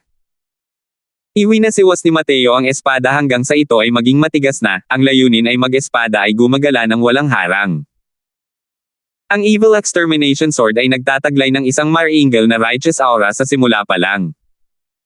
Ito ang ganitong uri ng sumpa ng masasamang bagay. Itinulak ni Mateo si Christopher hanggang sa matamba ito at hindi na makaganti. Sus Mariosep, ano pa ang hinihintay ninyong lahat? Matigas na sigaw ni Christopher. Natural lang na alam ni Mateo na sinisigawan niya ito, pero wala siyang pakialam. Gusto ko nang umalis sa lugar na ito, ang lalaking ito ang mahalagang tao.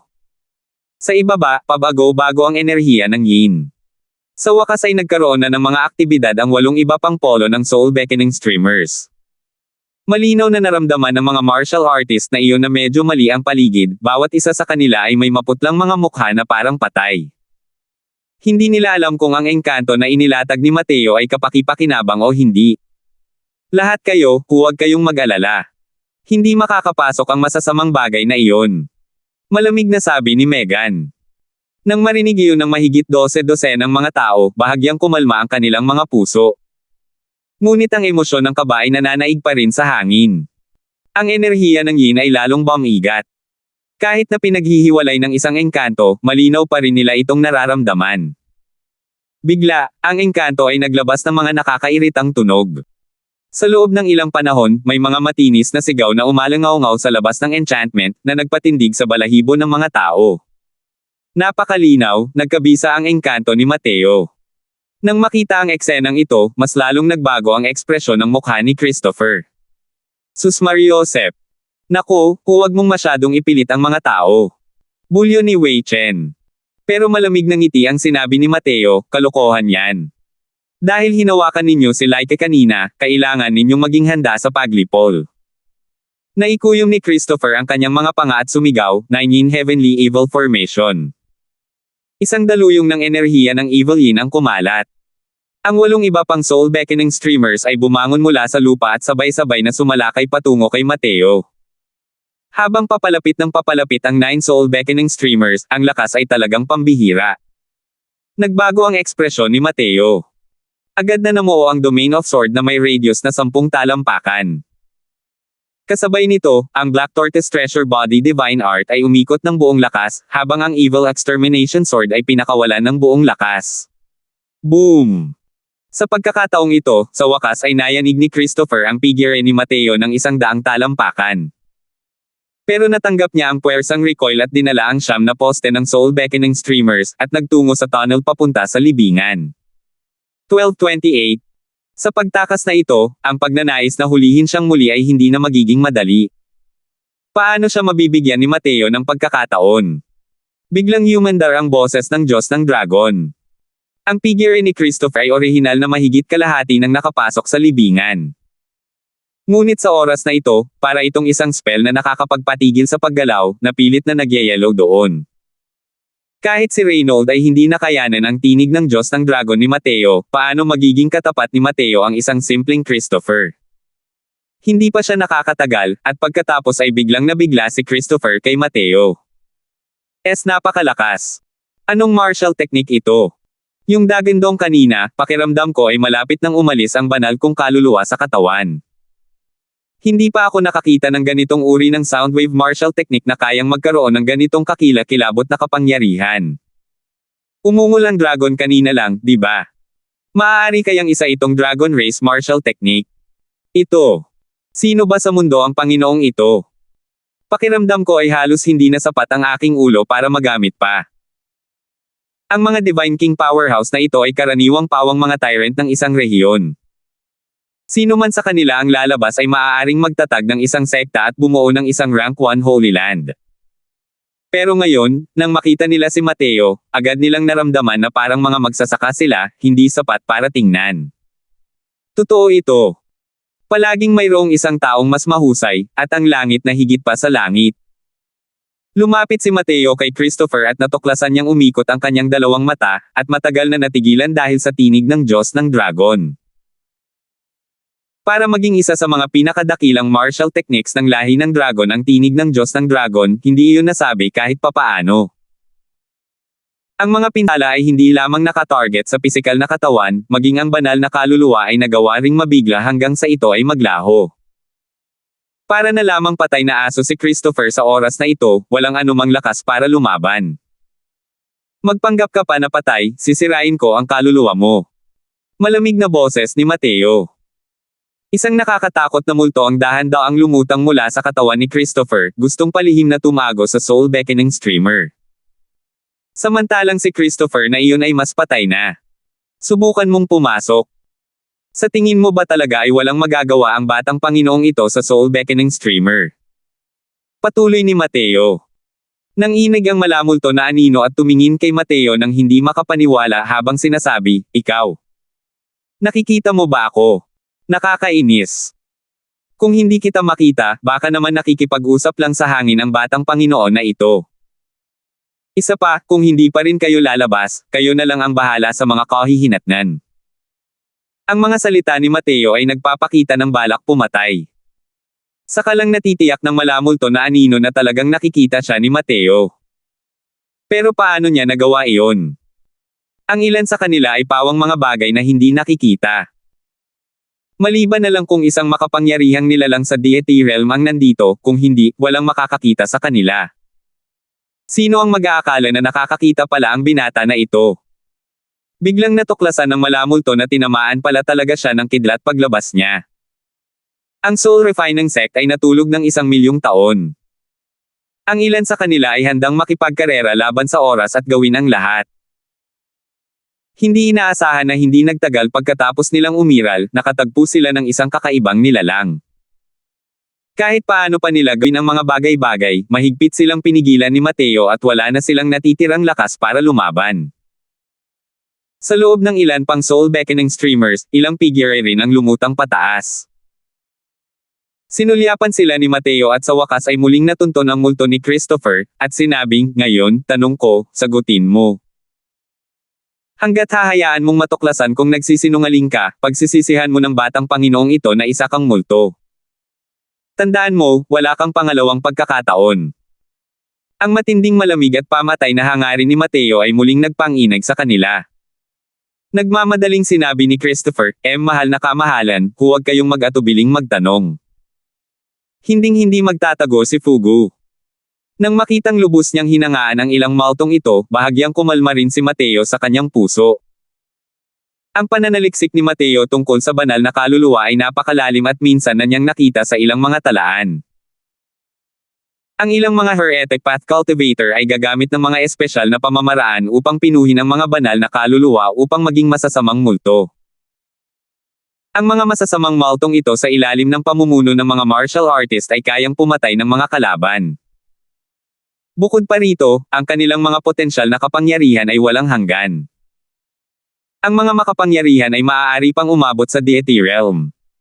Ang soul refining sect na ito ay pinangalan ng soul refining. Malamang isa rin itong bantog na sekta ng heretic path noong sinaunang panahon. Alam niya na ang ilang maltong ito ay pinino gamit ang napakalakas na mga pamamaraan. Kung gusto niyang burahin, ang kailangan lang ay ang paggamit ng tinig ng Diyos ng Dragon. Pero ang tinig ng Diyos ng Dragon, isang hininga na lang ng oras ang nagamit niya. Hindi na niya ito magamit sa loob ng maikling panahon. Sumulyap si Mateo kay Fugu nang walang pakialam at nagtanong, "Ano ang lugar na ito?" Maingat na sinabi ni Fugu, "Sumasagot ka mahalan, ang lugar na ito ay ang Divine Development Space ng Soul Refining Sect." Noon, ang Soul Refining Sect ay hinabol ng The West Absolute Heaven hanggang sa wala ng daan patungo sa langit at walang gate patungo sa lupa, at nakatakas lamang patungo sa God's Fall Mountain Range. Ngunit nang makatakas sila rito, sila ay pagod na. Nang panahong iyon, binuksan ng Sect Master ng Soul Refining Sect na si Gory ang Divine Development Space na ito gamit ang isang dakilang Divine Ability. Winasak niya ang kanyang matabang katawan at inilapag ang Immemorial Soul Refining Grand Array, umaasang hiramin ang Evil Yin Energy ng God's Fall Mountain Range na ito at pinuhin ang kanyang sarili bilang isang walang hanggang masamang multo, at pagkatapos ay duminahin ang Divine Realm. Nang panahong iyon, kahit ang Absolute Heaven ay wala ring magagawa sa kanya. Hindi mapigilan ni Mateo ang panginginig sa takot nang marinig niya ito. Hindi kapanipaniwala ang kakayahan ng mga makapangyarihang nilalang noong sinaunang panahon. Ang pangalan ng walang hanggang masamang multo ay narinig na rin ni Mateo noon. Ayon sa mga alamat, ang isang tao ay maaaring maging isang walang kamatayang masamang multo at maging isang walang kamatayang at walang kamatayang multo. Maging ang mga powerhouse ng deity realm ay mahirap ding sirain. Hindi ko inaasahan na may isang taong bumuo ng 1,000,000 taong gulang na malaking plano, para pinuhin ang sarili niya at maging ganitong uri ng nilalang na hindi tao o multo. Sinasabi mo bang nasa loob ng libingang ito si Gory? Nakakunot ang noo na tanong ni Mateo. Bagamat nawawala si Heavenly daw sa kasalukuyan, kahit na talagang pinino ni Gory ang kanyang sarili bilang isang walang hanggang masamang multo, imposible ring maabot ang tugatog ng 1,000,000 taon. Ngunit ang walang hanggang masamang multo na ito ay talagang hindi madaling harapin. Kahit ang kasalukuyang siya ay malamang na hindi rin kapantay. Tumango si Fugo at sinabing, oo. Sumulyap si Mateo sa kanya at muling nagtanong, kayong ilan, anong klaseng mga nilalang kayo? Pangit ang ekspresyon ni Fugo at sinabing, walang kwenta ang iilan sa amin, kami. Ang mga artifact spirit ng Myriad Soul Flag na ito. Ang Myriad Soul Flag ay isang malalim na banal na artifact. Maaari itong hatiin sa siyam at maaari ring pagsamahin sa isa. Ito ay dahil lang. Ang aming mga lakas ay hindi pa nakakabawi sa aming tugatog na estado, kaya. Palihim na sinilip ni Fugo si Mateo ngunit hindi na naglakas loob na magpatuloy sa pagsasalita. Malinaw na kahit natalo siya kay Mateo, hindi pa rin kumbinsido si Fugo sa kanyang puso. Kung makakabawi siya sa kanyang tugatog na estado, tiyak na hindi siya matatakot kay Mateo. Mula sa sky distant doon, alam ni Mateo na ang mga divine artifact ay inuuri rin sa mga grado. Hinati ayon sa antas, ang mga divine artifact ay ikinategorya sa Spirit Divine Artifact, Profound Divine Artifact, Heavenly Divine Artifact, nakatumbas ng Grotto Profound, Heaven Glimpse, at Origin Deity, tatlong Great Deity Realms. Dahil ang Myriad Soul Flag ay isang malalim na banal na artifact, ang grado nito ay hindi pa mababa. Tumawa ng malamig si Mateo at muling binunot ang Evil Extermination Sword ng may mabilis na pag-iling, at sinabing, dahil ang Soul Refining Sect ay hinabol ng Senior Absolute Heaven, kilala ba ninyo ang espadang ito? Naging mapanuri ang mga titig ni Fugo at ng masasamang multo. Ngayon lang nila maingat na sinukat ang espadang hawak ni Mateo. Una, kamakailan lang silang nagkamalay, maraming alaalang matagal nang natatakpan ng alikabok ang hindi pa nababawi. Pangalawa, palagi silang nasa gitna ng matinding labanan ngayon. Wala silang oras para sukatin ang espadang hawak ni Mateo at pakiramdam nila ay pamilyar ito. Nang tumingin sila ngayon, hindi nila sinasadyang manginig sa takot. Evil Extermination Divine Sword. Ito ang Evil Extermination Divine Sword. Ikaw. Ikaw ang kahalili ng Absolute Heaven. Para si Fugo na parang daga na nakakita ng pusa, agad na sumigaw ng matinis. Ang iba pang masasamang multo ay labis ding nabahala. Para bang nakakita sila ng isang nakakatakot na bagay. Malinaw na napakalakas ng kapangyarihang pumihil sa kanila ng Absolute Heaven. Tumingin si Mateo kay Fugo at sinabing may bahagyang ngiti, ngayon, ang batang Panginoon na ito ay nagbibigay sa iyo ng dalawang pagpipilian, ang isa ay kilalanin ako bilang iyong Panginoon, ang isa ay maging alabok. 12:29. Dati, kapag nakikipagpalitan siya ng suntok kay Fugo, palihim na nabahala si Mateo. Sa talas ng Evil Extermination Sword, hindi nito kayang putulin ang isang soul beckoning streamer. Malinaw na hindi ito lubos na makatuwiran. Kahit si Mateo ay hindi inisip na ang Myriad Soul Flag na ito ay isang malalim na banal na artifact. Kailangang malaman ng isa na ang Evil Extermination Sword ay isa lamang malalim na banal na artifact. Ito ay isa lamang pag-iral na may napakataas na grado kahit nasa gitna ng malalim na banal na artifact. Kaakibat ng lakas ng Absolute Heaven na nangingibabaw sa lahat ng buhay, kaya naman ito nagmukhang kakaiba. Hindi niya inaasahan na ang ilang poste ng mga kawawang streamer na ito ay isa palang malalim na banal na artifact. May hawak na isang makalangit na banal na artifact si Mateo. Ito ang Sacred Dragon Token. Hanggang ngayon, hindi pa rin kayang ilabas ni Mateo ang tunay nitong kapangyarihan. Kaya naman, mas kaunti na lang ang ginamit niya ngayon. Bagamat medyo kakaiba ang mga Myriad Soul Flag na ito, wala silang anumang alon-alon na parang isang banal na artifact, kaya hindi ito napansin ni Mateo. Tila may kakayahan nga ang Myriad Soul Flag na ito, na talagang hatiin sa siyam. Bukod pa rito, ang kapangyarihan ng Myriad Soul Flag ay malinaw na may kaugnayan sa kalagayan ng mga masasamang multo na ito. Kung makakabawi ng lakas ang masasamang multong ito, malamang na magiging malaki ang kapangyarihan ng Myriad Soul Flag. Nang marinig ang sinabi ni Fugu, naisipan ni Mateo na supalan ang mga multong nilalang na ito. Kung ibang tao lang yan, kalimutan mo na ang pagsupil sa mga multong nilalang na yan, mabuti na rin sigurong hindi sila masupilan ng mga multong nilalang na yan. Pero dahil hawak ni Mateo ang Soul Suppressing Pearl, hindi siya kayang maapektuhan ng mga multong ito. Walang masamang iniisip si Mateo tungkol sa ganitong uri ng masasamang bagay.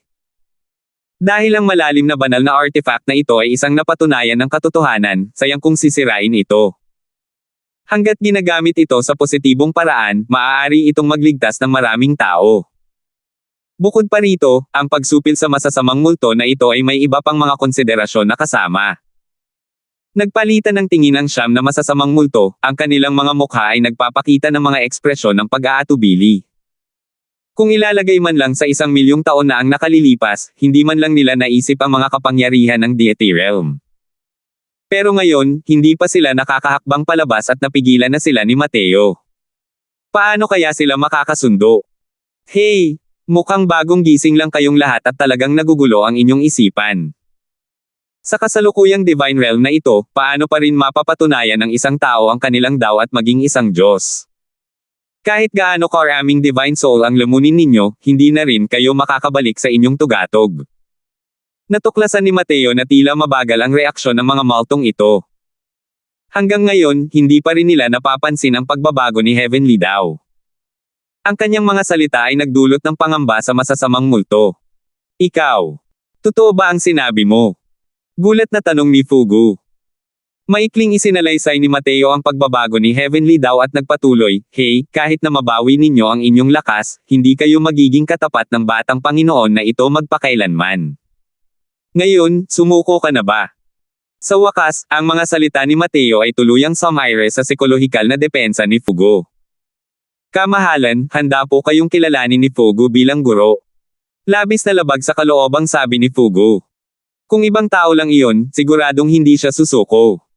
Kahit na nandito ang Heaven Stabilizing Divine King, hindi rin niya mapapatay ang masasamang multo na ito. Dahil hindi niya kayang patayin ang mga taong ito. Pero iba si Mateo. Nakakatakot ang boses niya na parang boses ng Diyos ng Dragon. Dahil naranasan na ni Fugu ang kapangyarihan ng tinig ng Diyos ng Dragon, naniniwala siyang may kakayahan si Mateo na patayin sila. Malamig na sabi ni Mateo, sabihin ninyo ang spell para makontrol ang Myriad Soul Flag, at ililigtas ko kayong lahat sa kamatayan. Huwag niyong isipin ang pakialaman ito. Ganun pa rin ang pangungusap, wala na kayong pangalawang pagkakataon. Matagal nang nakikita ni Fugu, ang napakalakas nilang mga paraan ay hindi kayang gumana sa harap ni Mateo. Ang pagdaya ay katumbas ng paghahanap ng kamatayan. Natakot ang ekspresyon ni Fugu, at sinabi niya, kamahalan, ang paraan ng paggamit ng Myriad Soul Flag ay naiiba sa iba pang malalim na banal na artifact. Hindi ito nangangailangan ng mga banal na inscription para ma-activate. Ngunit sa Myriad Soul Flag na ito, naroon ang banal na imprint ng kaluluwa ni Gory. Kung nais ng kamahalan na kontrolin kami, kailangan mo lang tanggalin ang kanyang imprint, pagkatapos ay kilalanin ka nito bilang Panginoon nito na may esensya ng dugo at sapat na ang isang banal na imprint ng kaluluwa. Ang gusto lang tanggalin ang imprint ni Gory, hindi maliit ang panganib. Nagningning ang mga mata ni Mateo nang marinig iyon, hindi niya inaasahan na ang Myriad Soul Flag ay talagang maginhawa para sa kanya. Tungkol naman sa mga salita ni Fugu, hindi niya ito isinapuso. Kinuha ni Mateo ang Myriad Soul Streamer ni Fugu, ang kanyang banal na sentido ay direktang lumubog sa kanyang kalooban. Isang malabag yung alon ng banal na pakiramdam ang halos bumuhos sa kamalayan ni Mateo nang walang pinipili. Sa oras na ito, biglang naglabas ng pulang ilaw ang soul-suppressing bead na sumisinag patungo sa banal na bakas ng sentido ni Gory. Hindi man lang siya nakasigaw ng malungkot at direktang naging alikabok. Nang makita ang eksenang ito, si Fugu at ang iba pang masasamang multo ay nagulat hanggang sa napaawang ang kanilang mga bibig. Si Gory ay isang Heaven Glimpse Deity Realm powerhouse noon at nilinang din niya ang Divine Soul Path. Ang kanyang Divine Soul Imprint, kahit ang Origin Deity Realm powerhouses, ay hindi rin madaling burahin. Hindi niya inaasahan na nolipol ito nang walang kahirap-hirap ng binata na nasa harapan niya. Ang pulang ilaw na iyon, hindi mo ari ni Fugu kung ano iyon. Ngunit walang duda, kung siya iyon, magiging alabok din siya. Ang mga matang nakatingin kay Mateo ay puno ng takot. Sagana ang mga sekreto sa binata na ito hanggang sa hindi na niya matiis na tumingin ng diretso. Ang mga paraan ni Mateo para lipulin siya ay higit pa sa kanyang inaakala. Sa totoo lang, masyado lang itong iniisip ni Fugu. Automatikong pinuprotektahan ng Soul Suppressing Pearl ang amo nito rito. Hindi ito kayang gamitin ni Mateo. Kasunod nito, tuluyang binura ni Mateo ang bakas ni Gory sa siyam na Myriad Soul Flags tulad ng ginawa niya. Pagkatapos nito, nagpatulo siya ng dugo para kilalanin ang isang master ayon sa pamamaraang sinabi ni Fugu. Bigla, isang nakakatakot na daluyong ng masamang enerhiya ng yin ang bumuhos, diretsyong damaloy sa tuktok ng ulo ni Mateo. Ngunit ang Soul Suppressing Pearl ay naglabas ng isang banal na pulang ilaw at tuluyang pinigilan ang masamang enerhiya ng yin. Hindi man lang ito nakapagpasigla ng kahit isang alon. Kaagad pagkatapos noon, natuklasan ni Mateo na may bahid ng bahagyang makikilalang koneksyon ang naitatag sa pagitan ng kanyang banal na kaluluwa at ng siyam na masasamang multo. Totoo nga, nagawa na niyang pukawin ang masasamang multo na ito. Pagbibigay galang kay Master. Hindi na napigilan ni Fugu at ng iba pa ang mga iniisip ni Mateo at sumuko na. Tumanggaw si Mateo at sinabing, Fugu, ngayon, gusto kong hanapin ang mga alaala mo. Hindi ka dapat tumanggi. Yumuko si Fugu at sinabing, Opo, Guro. Lumabas ang banal na kaluluwa ni Mateo at nagsimulang basahin ang mga alaala ni Fugu. Hindi nagtagal, nagpakita ang mukha ni Mateo ng isang bahagyang maunawang ngiti. Kamahalan, ano ba ang nangyari sa tabi ninyo ngayon lang? Nang makita ni Stephen si Mateo, hindi niya napigil ang magtanong. Hindi niya makita si Fugu at ang iba pa. Kaya inakala niyang nagbubulungan lang si Mateo mag-isa roon. Hindi lang siya, pati ang iba ay tumingin din kay Mateo nang may nagtatakang ekspresyon. Kabilang din sa mga ito sina White Light at Laika. Sa halip para kay Megan, dahil mayroon din siyang Moonlight Heavenly Eye, kahit hindi ito kasing linaw ni Mateo, may mga bagay din siyang nakikita. Tutal, masyadong kakaiba ang mga kilos ni Mateo kanina. Ngumiti si Mateo at sinabing, wala, pinatahimik lang ang ilang maliliit na multo. Halika, pumasok tayo sa libingan. Sa sinabi niya, ang mga mukha ng ibang tao ay nagpakita ng walang kapantay na pagkamangha. Tutal, mapanganib na ang labas. Malamang mas marami pa ring panganib sa loob.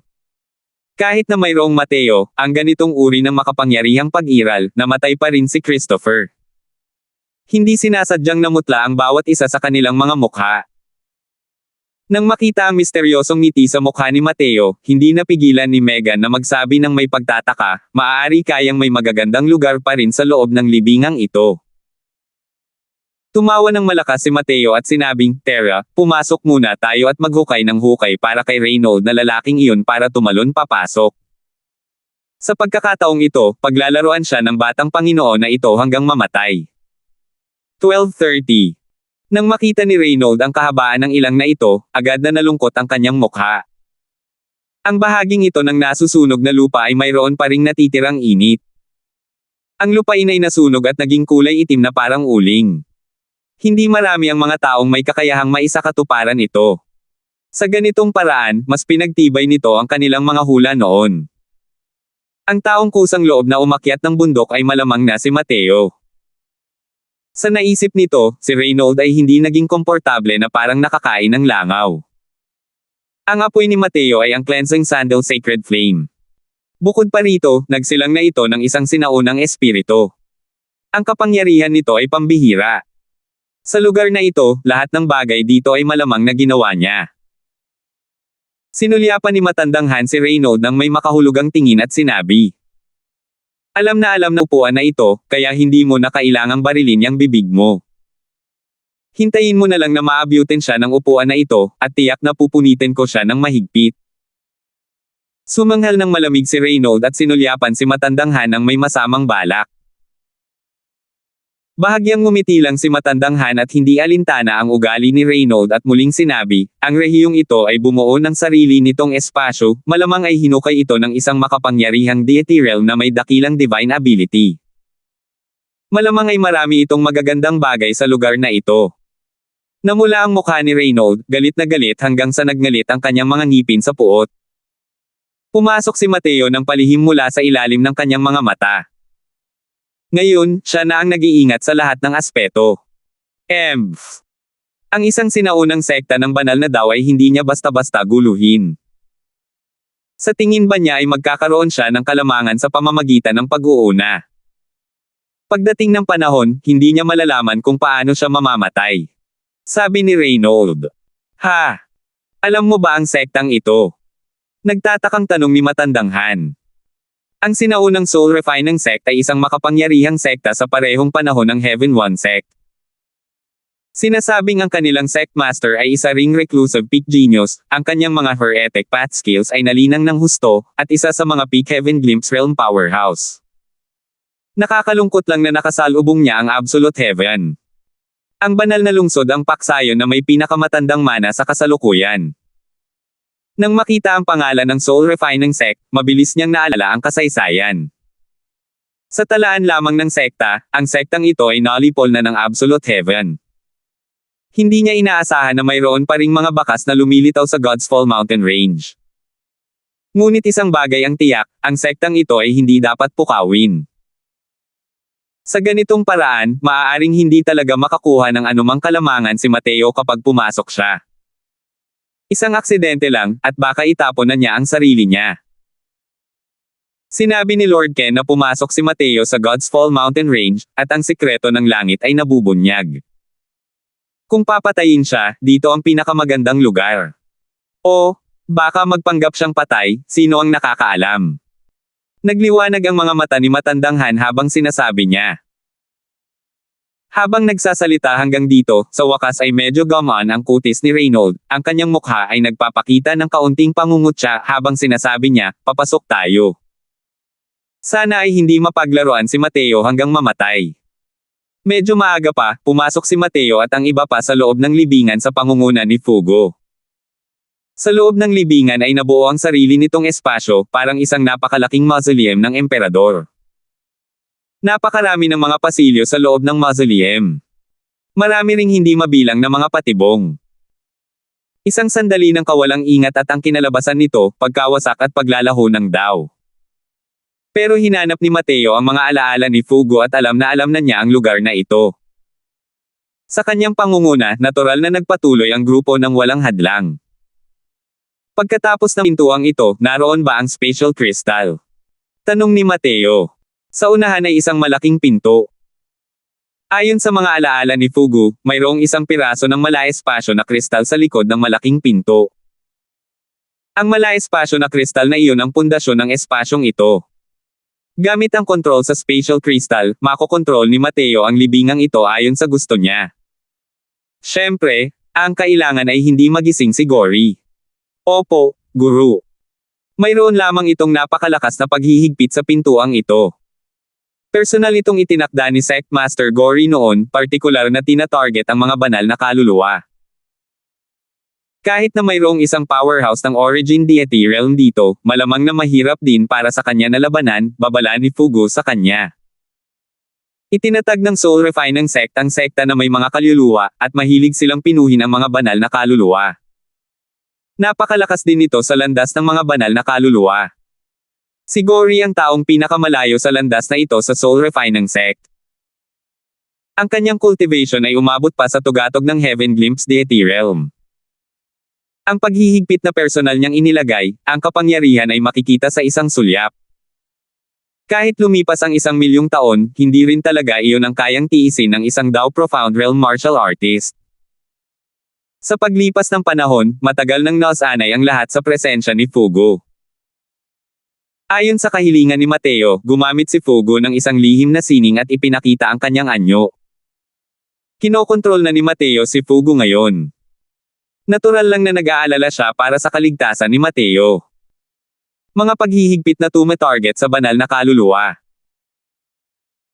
Bahagyang kumerba ang mga sulok ng bibig ni Mateo, at nagpakita siya ng isang napakamapanghamak na ekspresyon, at direktang iniabot ang kanyang kamay para itulak ang pintong iyon. Nagulat si Fugu nang makita ang sitwasyon, at dali-dali niyang sinabi, "Mag-ingat ka, guro." Nang mahawakan ni Mateo ang malaking pintong iyon, isang kapangyarihang nagbabawal na nagpabilis ng tibok ng puso ng lahat ang agad na sumalakay sa dagat ng kamalayan ni Mateo.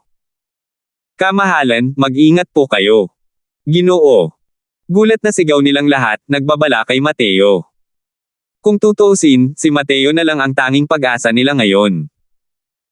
Kung wala si Mateo, tiyak na mamamatay sila rito, wala nang ibang posibilidad. Gayunpaman, maayos naman si Mateo, ang kamay niya ay nakadiin sa pinto. At pagkatapos, itinulak pabukas ang pinto. Nanlaki ang mga mata ng lahat, parang nakakita ng mga multo. Tanging si Megan at ang iba pang nakakakilala kay Mateo ang may inaasahang ekspresyon. Alam nilang lahat na si Mateo ay halos hindi tinatabla ng mga ataking uri ng banal na kaluluwa. Kung ito ay ilang malalakas na paghihigpit sa enerhiya ng asensya, maaaring kailanganin ni Mateo na magsikap. Ngunit ang mga paghihigpit na nakatarget sa banal na kaluluwa ay talagang masyadong nakakabagot at kulang sa kasabikan. Pakiramdam ni Fugu na ang bagong amo niya ang tunay na multo. Talagang hindi ka panipaniwala ang mga paraan ng guro. Sabi ni Fugu nang may emosyonal na buntong hininga. Langit-ngit. Madaling itinulak ni Mateo ang pintong bato. Isang malapanaginip na eksena ang lumitaw sa harap ng lahat. Ito ay isang kawalan. Naging iba't ibang kulay ang anyo nito sa loob. Kahanga-hanga at napakaganda. Sa gitna ng kawalan, isang tipak ng puting kristal ang nakalutang sa hangin na naglalabas ng malalakas na alon. Napakalakas na kapangyarihang pangkalawakan. Hindi ko inaasahan na ang Divine Realm ay mayroon pa palang ganitong kamangha-manghang bagay. Nang makita ni Mateo ang spatial crystal na ito, labis din siyang namangha. Simula nang humina ang Divine Dao at maging wala na, ang lakas na lumampas sa karaniwan ay unti-unting naglaho sa mahabang ilog ng kasaysayan. Mahirap pang ang makahanap ng kahit anong bakas. Ang spatial crystal na ito ay malinaw na isa sa mga ito. Para masuportahan ng hindi masisira ang espasyong ito sa loob ng 1,000,000 taon, may isip ang enerhiya ng spatial crystal na ito. Siyempre, para magamit ang spatial crystal para hatiin ang espasyong ito, hindi rin maisip ang lakas ni Gory. Ang espasyo ng God's Fall Mountain Range ay lubhang hindi matatag. Ginamit ni Gory ang spatial crystal noon at binuksan ang espasyong ito ng Soul Refining Sect sa spatial node na ito, iniwasan ang mga mata at tainga ng Absolute Heaven. Ngunit makalipas ang 1,000,000 taon, ang spatial power ng spatial crystal ay mas mahina na at hindi na kayang tumayo ng mag-isa sa labas ng kawalan, kaya naman lumilitaw ito sa God's Fall Mountain Range, sabi ni Fugu. Bumantong hininga si Mateo nang may emosyon at sinabing, mukhang ang mga paraan ng mga powerhouse ng Deity Realm ay talagang hindi natin maisip. Kahit na hindi para sa pakikitungo kay Ken, ang pang-akit ng Deity Realm ay hindi rin kayang tanggihan ng aking henerasyon. Hindi kalayuan sa spatial crystal, mayroong isang maliit na array formation. Umugong ang enerhiya ng asensya ni Mateo, at ipinadala ang 9 na poste ng myriad soul flags sa 9 na direksyon. Pagkatapos noon, dahan-dahan siyang naglakad papasok sa hanay ng mga tauhan. Lahat ng nasa loob ng espasyong ito ng Soul Refining Sect ay nasa ilalim ng kontrol ni Mateo. Salamat po at sinamahan ninyo ako, ingat lagi mga master.